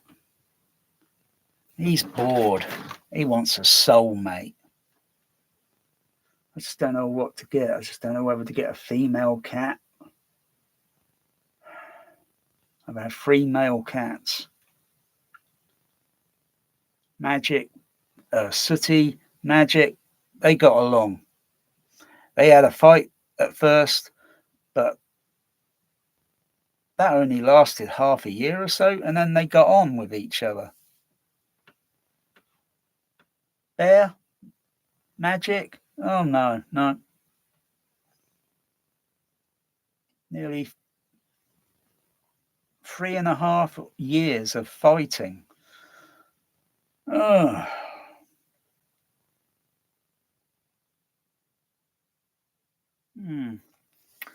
So if I introduce a female cat,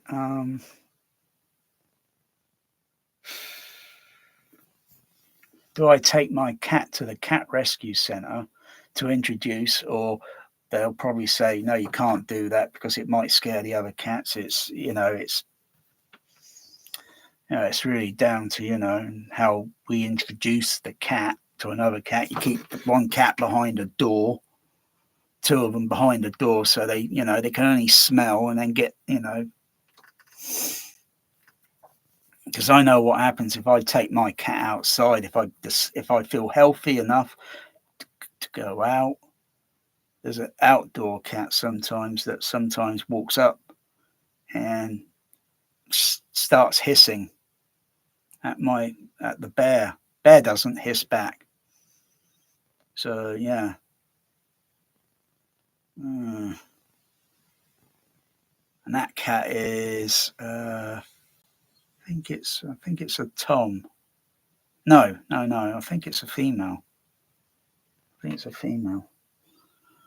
Yeah.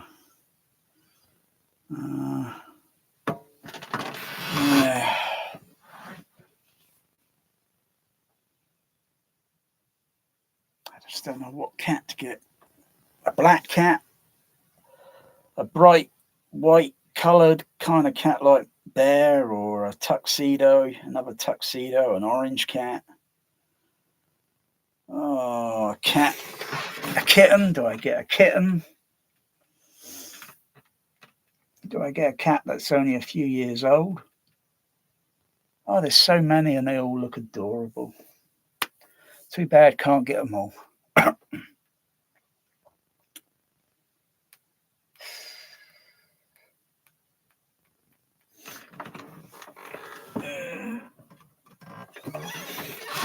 I need to get something to fit this on.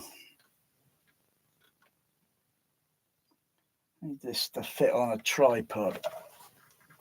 Need it to fit on a tripod. Wouldn't be too bad if I had on a tripod with a rotator, so it can rotate. So I can press a button, left or right, and it will turn the rotator.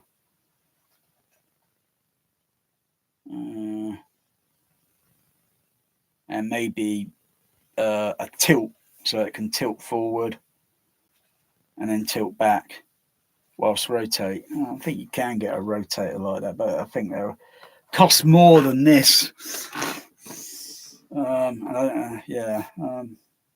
think just a simple wasset, and then all I need to do is just turn it manually and then go to the EQs, look at the frequency response and make the adjustment that I can see, and then have a listen with my own ears then to see whether or not, because the ears on this are better than your ears, because it can hear nicely up to high frequency, whereas ours is dropping off. So this is like how we were when we were young. Kind of, sort of, I guess. Not bad, cheap.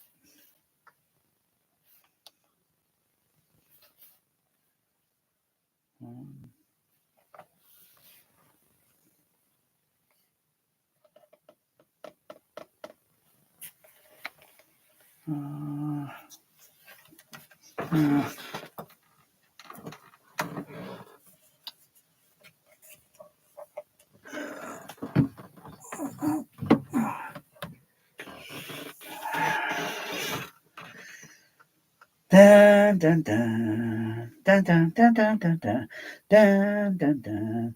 Dun, dun, dun, dun, dun, dun, dun, dun, dun, dun. Young man, do do do do do do do. Young man, do do do do do do do. Young man, da da da da da da da da. Doom doom doom doom. Dun dun dun dun dun dun dun dun dun dun dun. Yeah, the Behringers, they're a little bit heavier compared to this USB one. Oh no, I can't unplug it. Otherwise, the signal will go off. Yeah, that's lighter weight. There's another microphone I got. Where is it? Where is it?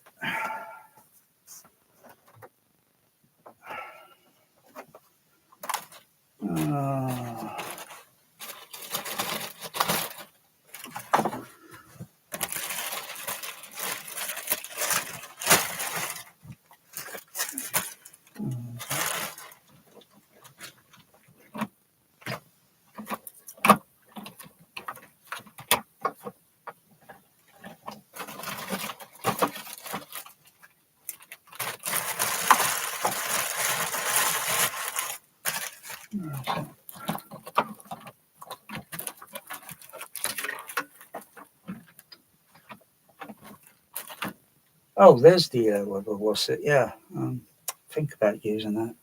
Put that down there.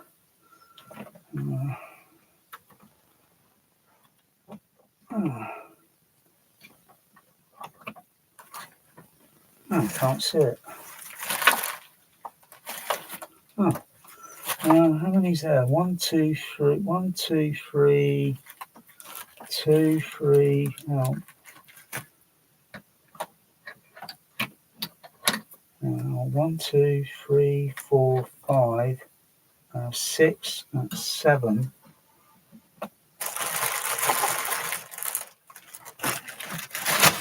Don't know where the other microphone is from. So 7, that's 8 in my hand there.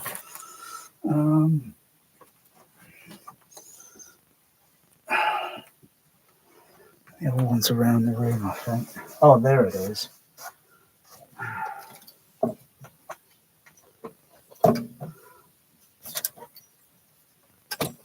Yeah.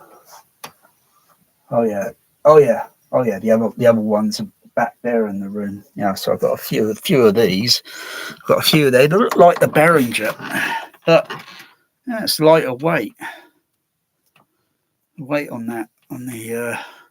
These will break very easy. They're mainly made of some sort of like die cast sort of thing between this end here and the join here. I tell you that would break quite easily. Probably use some very good maybe to fix it, providing the wires don't break off on the end of the. Otherwise, I don't know how you get the damn things, to get to solder the wires back on. But yeah. Yeah, this one's a Sub-Zero. That doesn't mean for sub bass. Just says Sub-Zero. But yeah, it's got similar cosmetic design, similar to the Behringer, or maybe the Behringer is a copy. And this one here, this USB one, is a different name. Something. What's it called? A mini? I think it's a mini or something. MM something.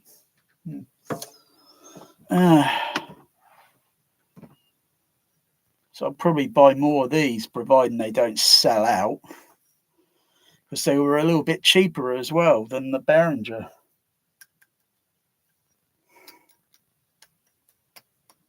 Oh yeah.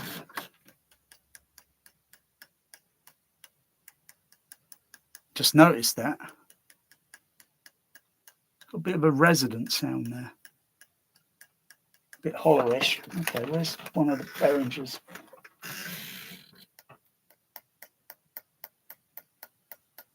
Different sound.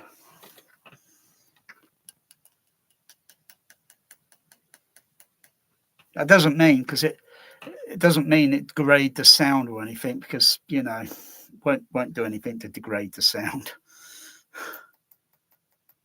Just got this is heavier.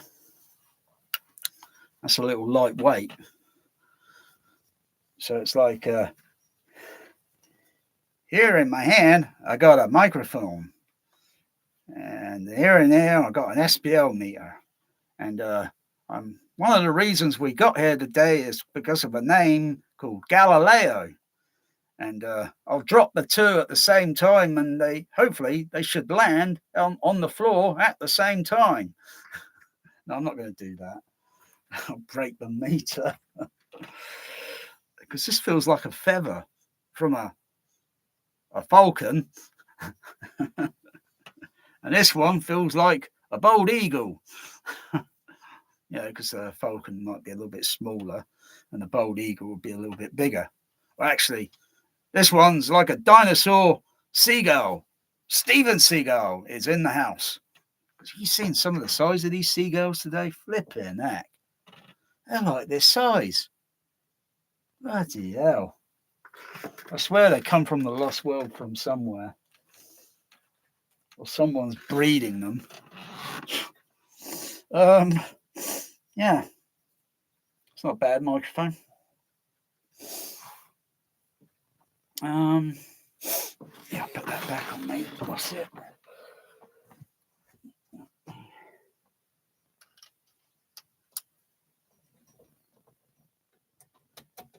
forgot how many microphones I've got. I think it's 14 microphones. I need another bundle 14 or so. Or is it 10 microphones I got? I can't remember. I need another 14. I think it's 14. So I can use on the audio mixer. But that's another problem. I set the mixing console up here in front of the room. I know the sound is going to reflect onto it. But I'm not really going to be really checking it mostly for, full range sound, mostly checking it for low frequency. So I could put microphones literally all around the room. No, almost around the room. Yeah, I'll just rephrase that, almost around the room. So then I can look at the areas and think what bass is going out, because I walk through the room and I can hear it. But it'd be easy then. I think, okay, so I need to EQ this range a little bit and leave this range alone and leave this range alone. But 30 hertz signal would be like getting your arms like that and you shake it like that. I just feel a vibration all over my body. And it's very, very, very silent. Tactile. You get that coming from a speaker and it comes out to room. It just makes a very loud boom noise, which sounds very unnatural. Because it's not doing a lot of the mechanical. That's why you need the bass shakers. A little bit of sub bass, because if I were to check what bass speakers pressure I can feel and what bass that I can't feel, and then think, okay, I'll let the bass shaker take over at this frequency range, and this one I'll let it take over acoustically because it tends to do that.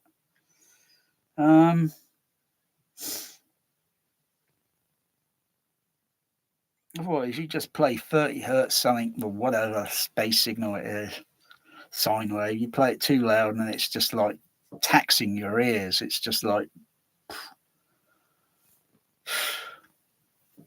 it's like waiting for a bus at a bus stop, and you think you can hear the engine purring away, and it's the levels up there. Once the bus is in motion, that frequency noise that the engine's producing goes down to that level.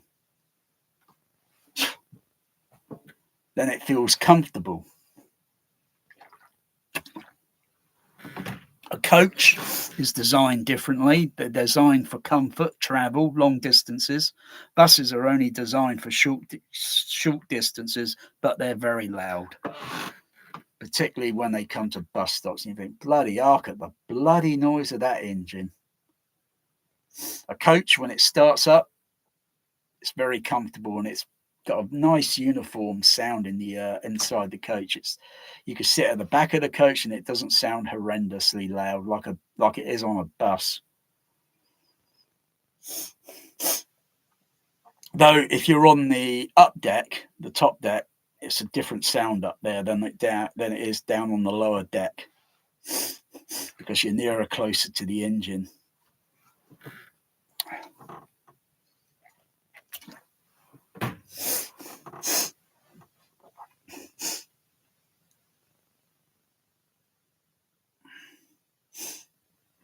So yeah, it's okay if you buy sub-bass boxes and stuff.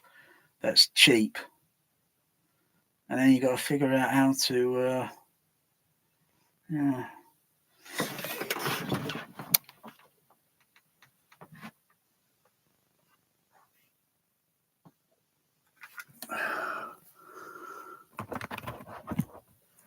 Don't usually turn the bass shakers on. Oh.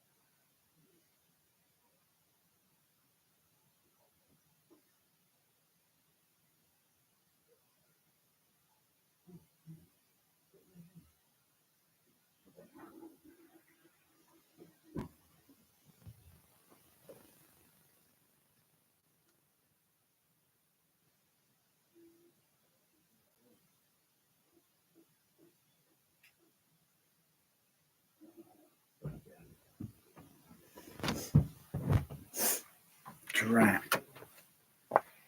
Let me just check. I am pretty certain I have missed a hospital appointment. Oh, wonderful. Because my cat, Magic and Bear and that, they tore, I had it pinned up and they tore it down and they tore the paper up into shreds. Oh.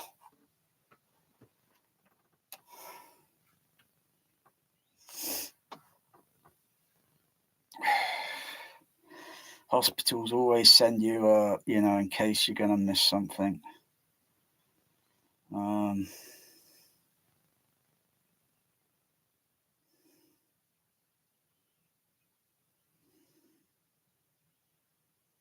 Oh boy, oh boy. I know it's November, but I don't even know what day. Oh, great.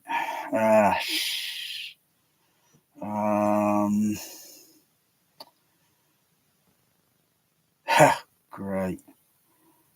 I don't think I've had a notification. If it would have been a notification, it would have been near to the end of last month. I can't see anything.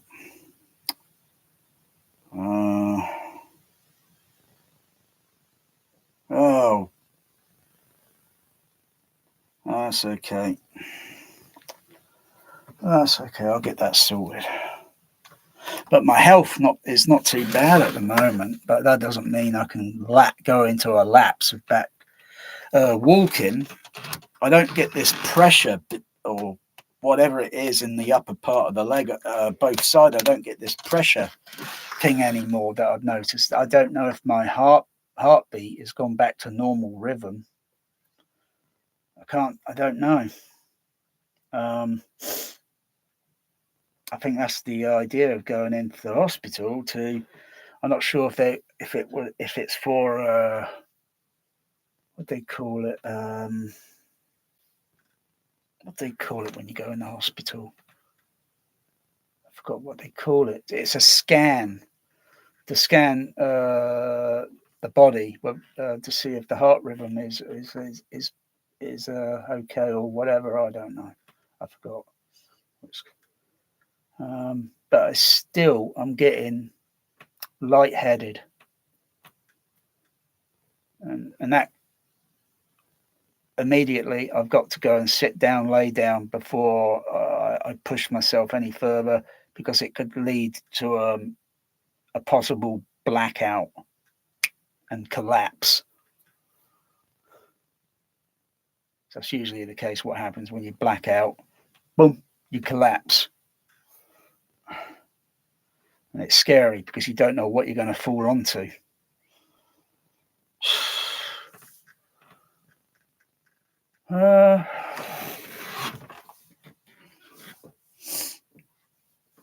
Occasionally I get palpitations. So I think I'm still in AF. There, you can't come in. There, you can't come in. Stop it. I've just fed you. Yeah.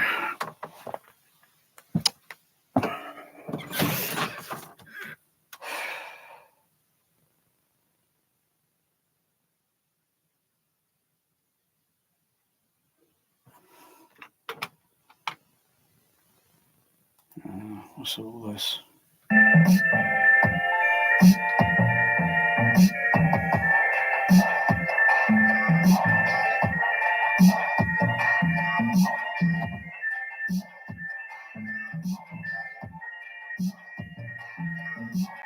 Hey everybody, welcome to the Scott Newby Experience, my home theater, which is a Dolby Atmos home theater experience with 18 18-inch subwoofers.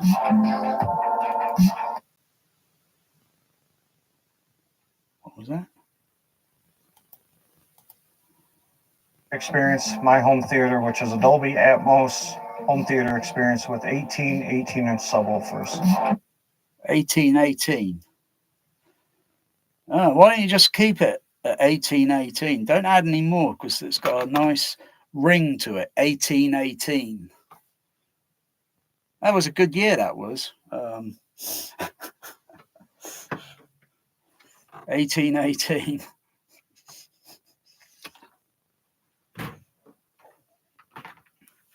That's like if you had a large room and had those all coupled together. That is,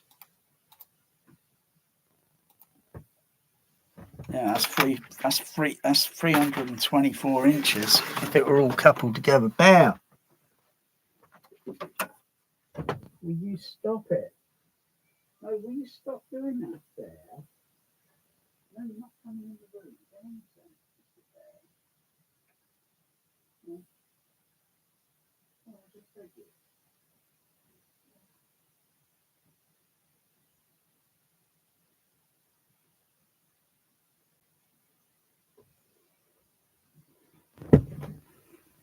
Yeah, he doesn't need a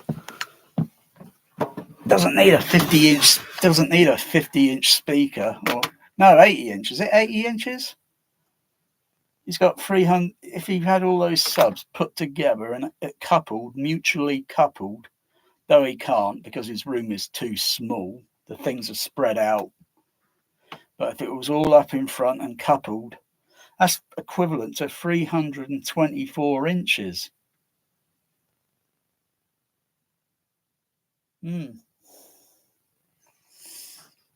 So you've got so many going down on the floor and then so many stacked on top.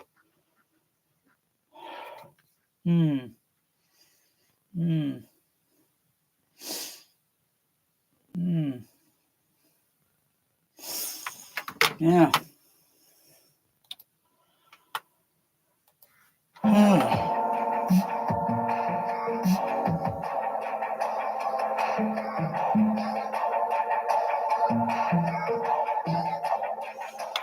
Well, I can't understand. Where's it going?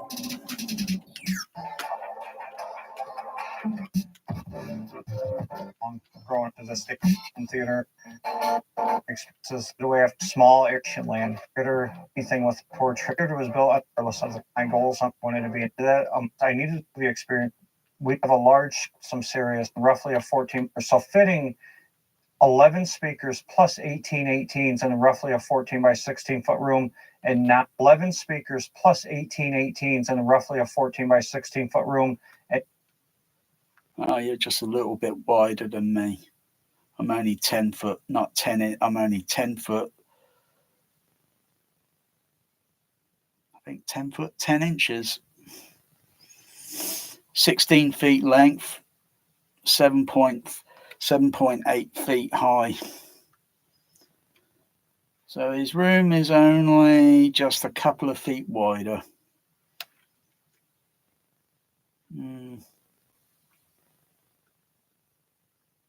And not make it feel super overcrowded, what was a task. And still working on little things here and there. I believe that we're all always working on something, but I genuinely feel very, very happy with the outcome. When I host a movie night, I like it to be something that people look forward to. Like, that's a special event. Like, hey, we're going to go over and hang out with Scott and Kat and watch a movie. So I just make sure this room is always completely spotless and clean and ready for demos. I just like knowing that the room is always ready for a viewing. But it always smells good. It's nice and cool and relaxed, always ready for a viewing. But it always smells good. It's nice and cool. And we watch a movie whenever we want. But I want to give people that when the movie's over, the response that we love to hear is like, first of all, I can't believe that you can replicate a movie theater in your house. And also a lot of people are like, we didn't know this kind of stuff existed. So the home theater has not only impacted my own mental well-being, because it gives me something to focus on for myself as a distraction if life gets crazy, and it does for all of us. For myself as a distraction if life gets crazy, and it does for all of us. No kidding. But it's brought me and Kat closer together, the family, me and all the girls. Kat and the girls come down here and watch a movie. And when Callie was a baby, she would like sleep on Kat's chest while we're watching a movie. So it was always it was nice to have a room in the house to where the family felt that they were getting out of the house, but we never even left the house. So it's nice having that magical space you can share with your family and your friends.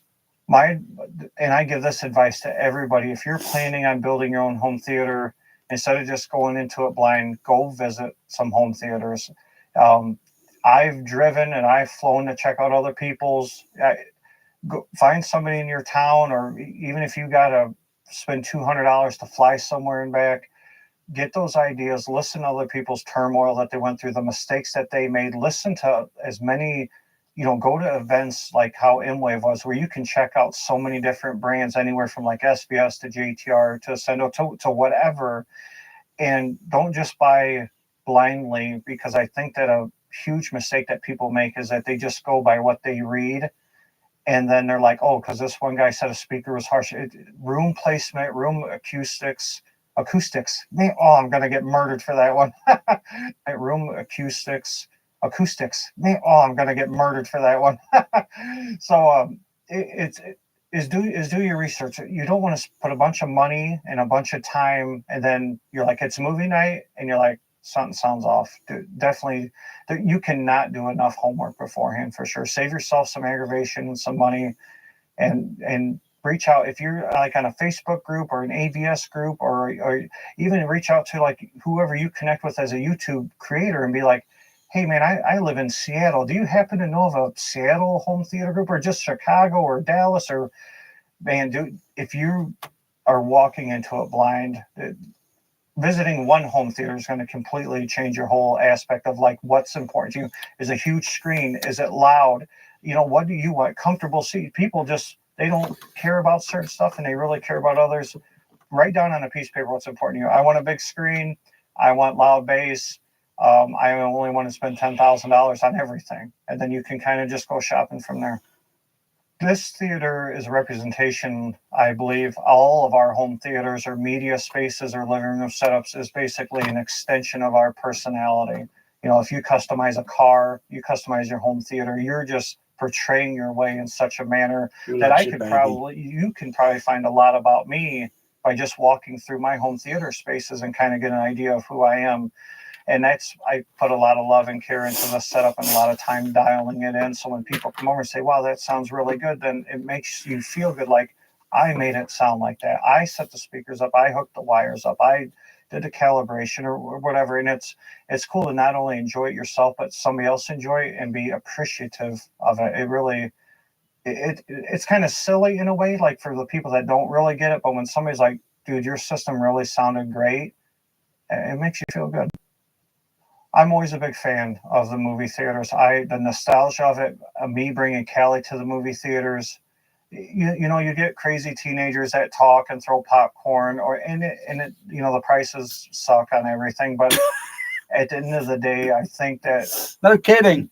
Once or twice a year, everybody should just go to the movie theater and maybe just support that industry. That's how I feel, because I like, hey, there's a new movie coming out that's demo worthy. That'll probably sound, I mean, everything to me sounds better in my theater because I like my bass the way, and this, you can pause, you can grab a drink, you can go to the bathroom, you can eat a sandwich, you can do whatever you want. But for all of us in this hobby, I think even though it's an inconvenience, that the cinemas are still, I mean, this is why we do this. Or why would we say, hey man, my home sounds just like a theater? Yeah, you can blow your nose. Striving for, or you can blow your nose, and you can replay it, because when you blow your nose, it's so damn loud. I didn't hear that sound.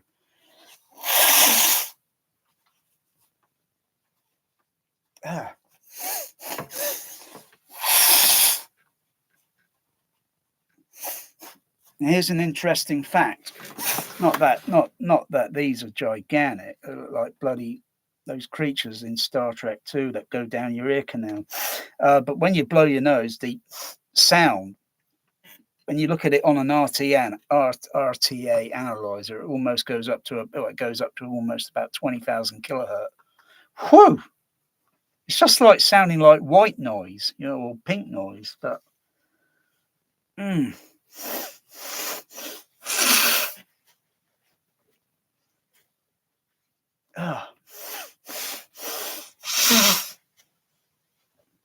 you got to pick it and get it out.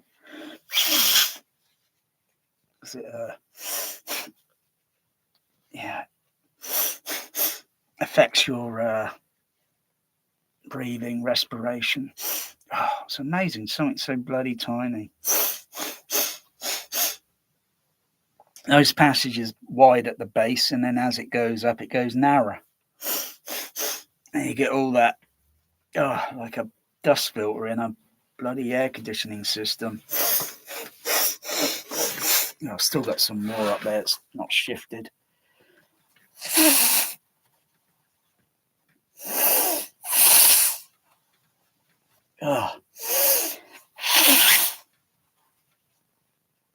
Oh dear, it makes my head go faint.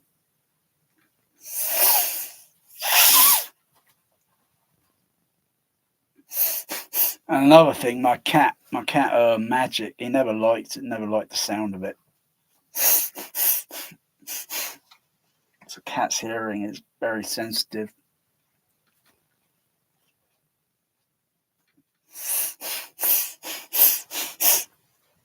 Oh boy. Oh, it's better.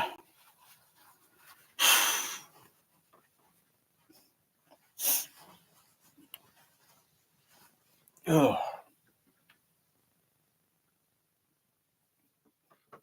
Better. My biggest thing that I would have done differently throughout this whole hobby was listening to other people. You certainly find people that you connect with and that your values are very, very close to the same. But whatever you read or you listen to, you got to realize that everybody's habits and listening habits and preferences are different. You can literally listen to 3 sets of speakers and have 3 guys there, and each guy pick a different speaker that they love. Certain brands, and we're never here to brand bash on anybody, but certain brands I bought sight unseen because everybody raved about them, and they were mediocre to me at best. And I was like, man, so I spent all that money, I'm selling at a loss, I wasted a lot of time, I lugged that heavy thing up and down stairs when I should have went and experienced for myself. So now, if I'm interested in something, I'm driving. If it's 10 hours away, I'm driving, I'm checking it out. Is that something I want to invest in? And I think that's an important thing that I bring to the hobby for other people is that certain stuff I have in here might not be readily available for you to check out. Well, you can come check it out here and see if it's something that's a good fit for you. The audio experience in this theater, for me personally, and the way that I built it from the ground up, and this has seen a few different ways, because for me in the theater, I did a custom calibration the way that I wanted to, because the audio experience that I wanted in this space, I wanted it to be unique. I wanted a strong Atmos presence, and I wanted a very strong LFE presence, that when you feel a shotgun blast, I mean, it gives you goosebumps. It makes you feel a certain kind of way, almost to the point of like you feel kind of uncomfortable.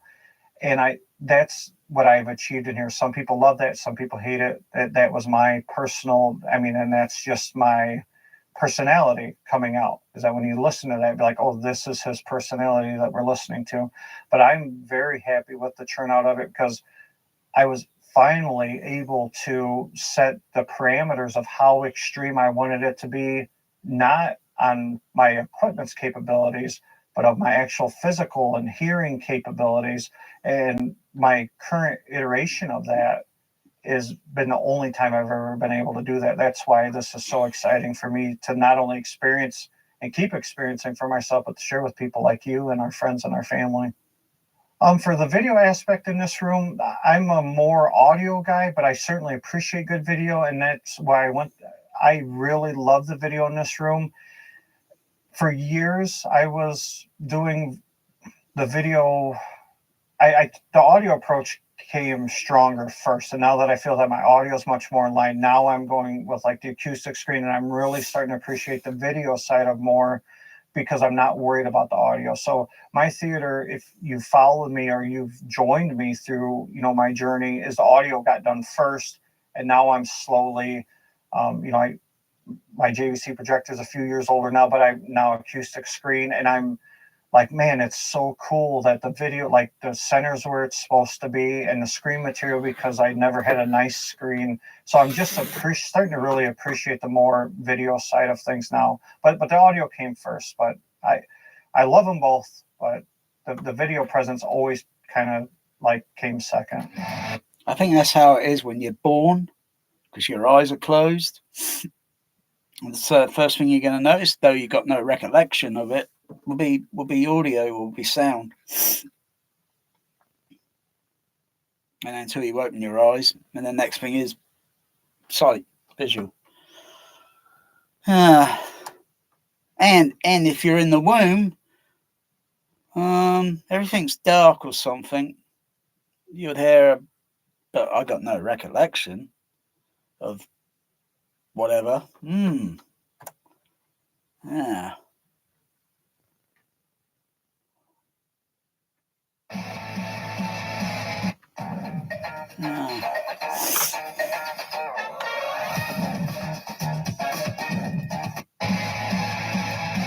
If you're sleeping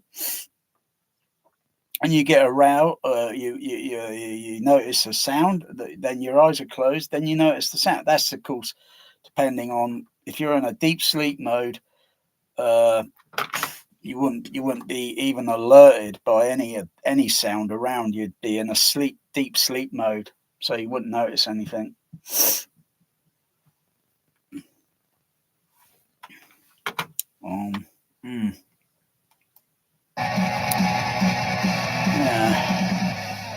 Welcome back to Epic Home Theater Tours. I'm your host, Haterade Cowboy, and you already know who this guy is up there down at his events. We're doing it with Kat right now, so they'll do another home theater. Laying the weight, and and Jordan's like going to grab the camera, just take some natural reaction videos back to back, and we just get tied up into something. So it's certainly, people are using our event that they're and Jordan's like going to grab the camera at them AVM 70, and then for amplification for all the bed layer speakers is these two Rotel power amplifiers, 5-channel and 7-channel. They're identical, just other than the amount of channels that they have. So because these are all 4-ohm speakers, it produces 350 watts times 7 between the 2 amps in the 4-ohm RMS. And then for the I use this PD, which is whatever. It's amazing for demo reels, and that's why I use it. So that's why it's still in the system. And then I have the Panasonic 820, and then the Sunfire Cinema Grand, which powers the Atmos speakers, which is 200 watts RMS in each channel. And then at the very bottom is a speaker power 6,000 watt, 240 volt amplifier that powers all the butt kickers that are tied in, the butt kicker LFEs that are tied into the seats. So, oh, you got butt kickers in the room. I was thinking it was all experience theater. Currently running 1818s. So what? Christ almighty, with that thing so near to the seating, crikey, you're going to bust your ears. Oh dear.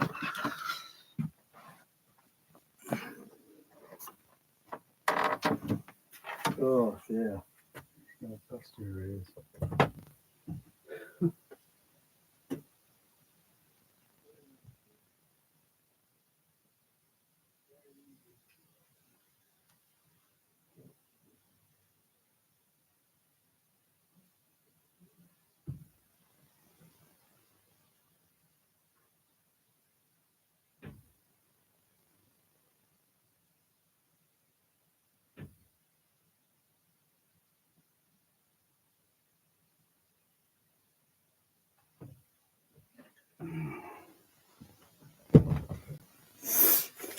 1, 2, 3, 4, 5, 6.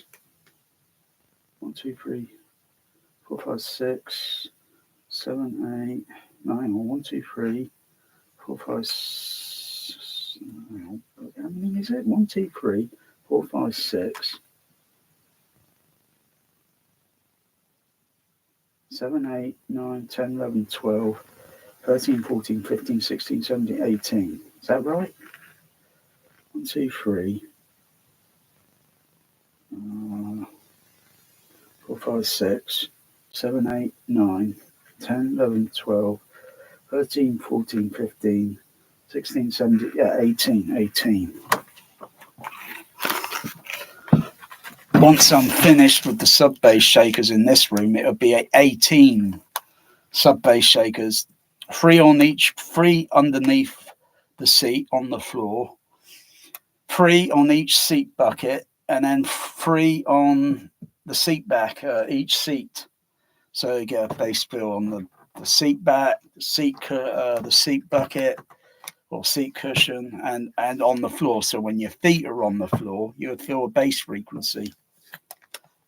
Sort of similar to what you would feel if you're in a car or on a bus, a coach, or whatever, a vehicle. Your feet are on the floor. When you lift your feet off the floor, you feel less bass, less vibration, or less tactile vibration.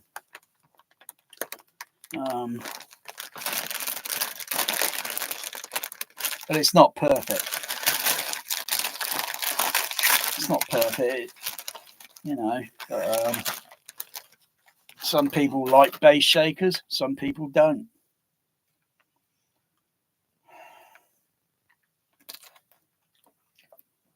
But that's what they feel in their own vehicle, but they don't question it. Okay, that's interesting. So researching it.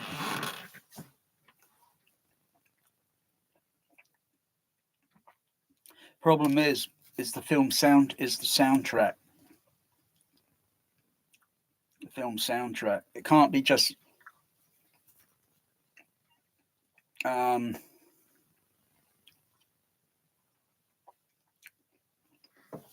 some random sound editing and mixing.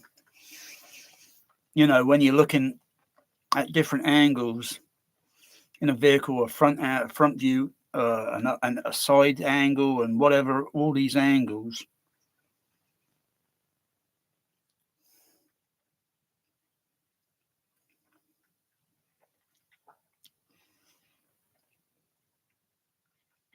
And where the camera is usually typically placed is slightly, it's not like it's like a POV, point of view. So you see it from a point of view from a helmet of a race car or such, and you'd feel you would feel a lot of tremoring vibration. No, I haven't been in an F1.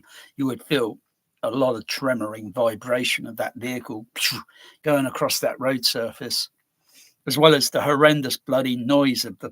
That's why they got earplugs in their bloody ears, because the bloody engines will be horrendously loud.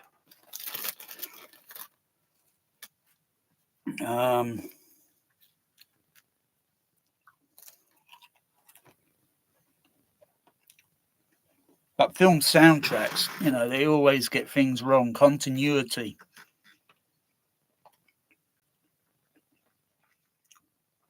If it's something like a car chase, it's always going from the inside the vehicle, outside the vehicle.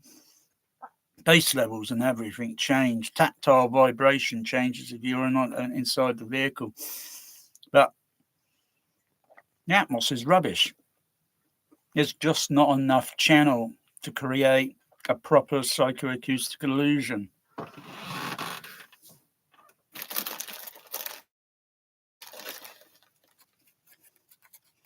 So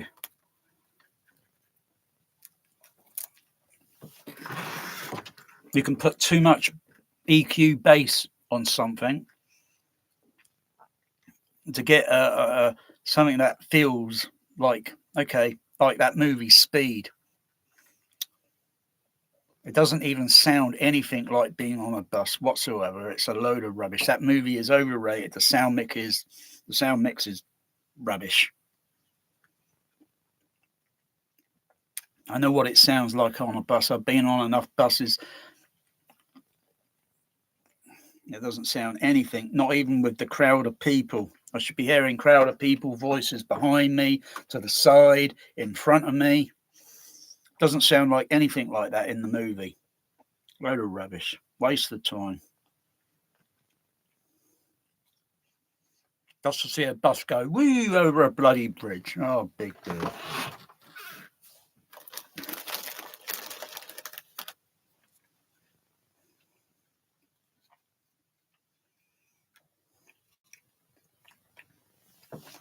Bus comes along. You hear the sound. You put your first foot onto the bus, you feel vibration. Second foot, then you feel more vibration through your body, tactile, mechanical vibration. Then you hear the different sound change from the outside to the inside of the bus. I haven't heard anything like that on a bloody movie yet. Something similar maybe to Total Recall. Come on, don't bullshit me. When he gets onto a subway train and you hear in the mix, you can hear like the outside of the subway terminal, and then going on into the train, and you can hear the acoustical sound changing.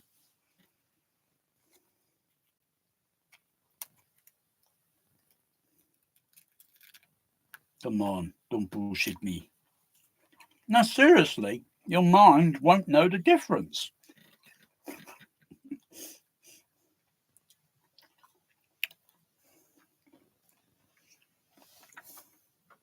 What that is like a subwoofer like this, which is the GTR 6000 Captivator, 4000, 6000, the same, just for simplicity terms. So basically, this is the LP version. Now in this room, I have 5 LP versions, 4 lined up across the back seats, stickers that are tight, or 200 watts RMS in each channel. And then at the very bottom is a speaker power 6,000 watt, 240 volt amplifier that powers all the butt kickers that are tied in, the butt kicker LFEs that are tied into the seats. So in the Scott Newby Experience Theater, currently running 1818s. So what that is like subwoofer like this, which is the GTR 6000 Captivator, 4000, 6000, the same, just for simplicity terms. So basically, this is the LP version. Now in this room, I have 5 LP versions, 4 lined up across the back seats. This one's stacked up here. The seats still fully recline. They're the perfect height for the back surrounds to sit on. And then, this area here, I guess we can let Kat know that, that the 10th one's coming. So surprise. Wow. So, and then in the front, I use this area here, I guess we can let Kat know that, That means that the 10th one's coming. So surprise! I guess we can let Cat know that. That means that the 10th one's coming. So surprise! So and then in the front I use the talls, and in the sides I use the sofa tables, so I can put.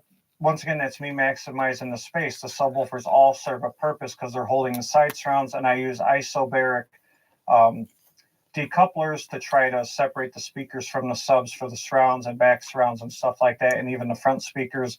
So they're all the same internal volume, port tune, subs, amps. So basically, you got 18 18s in this room.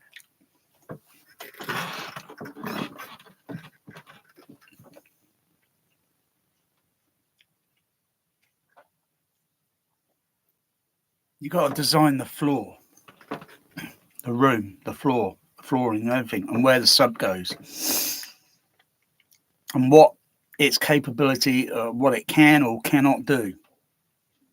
And then it's placed, it's coupled into this frame, wooden framing that connects with the floor to the seating. So theoretically, once it's generating sine wave tones, you should feel something going through the floor, the seating.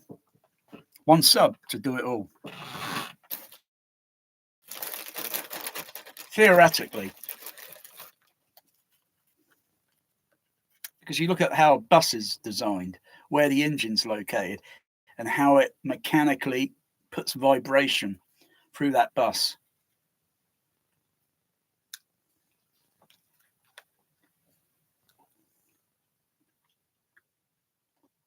I should strip this room down and do it again.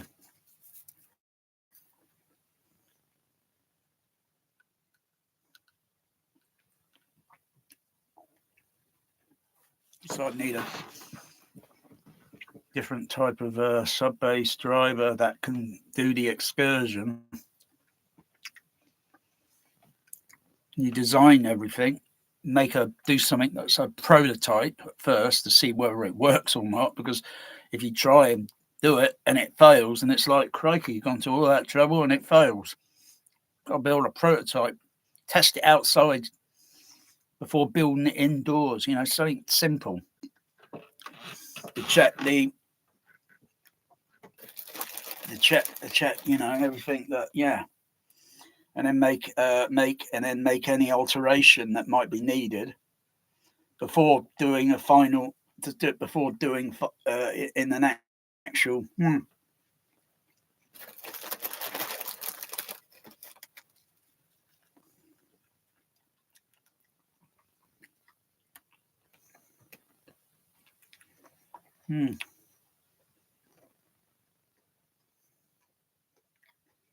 Actually, you can have a few more than just one. So you can have a few, but they're set into a frame, built into a frame that connects with the whole room. So when it's all engaged and turned on, it creates a, without necessarily, probably still needs some bass shakers, because it probably, as it's going through the wood material, it'll probably dissipate at some frequencies on the sine wave testing. Some frequencies might have a, so you test it all different levels, and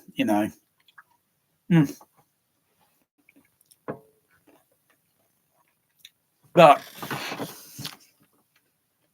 it won't give the same sensation of like being on the road or something.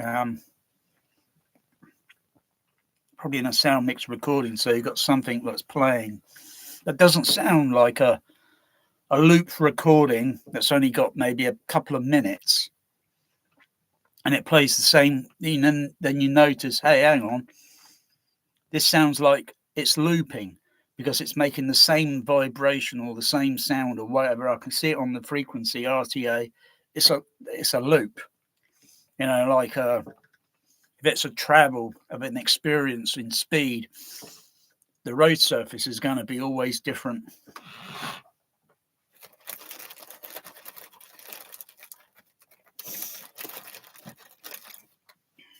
But sometimes movies don't, they don't go to that that budget.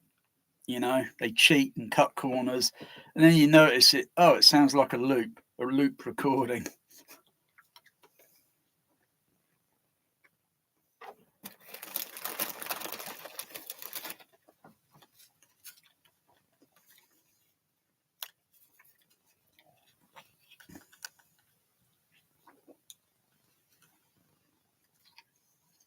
Hmm.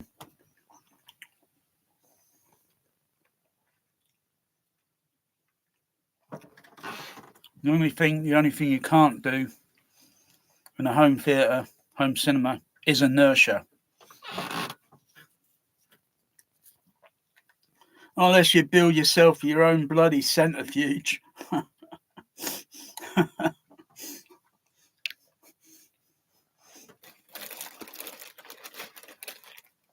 Otherwise, you're not going to get bass that's going to literally try and throw you forward. Otherwise, you're going to need a seatbelt, maybe an airbag in front of you. Mm.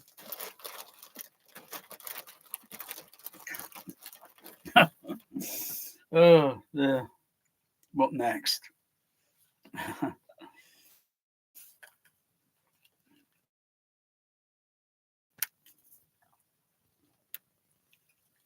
There's one film that I got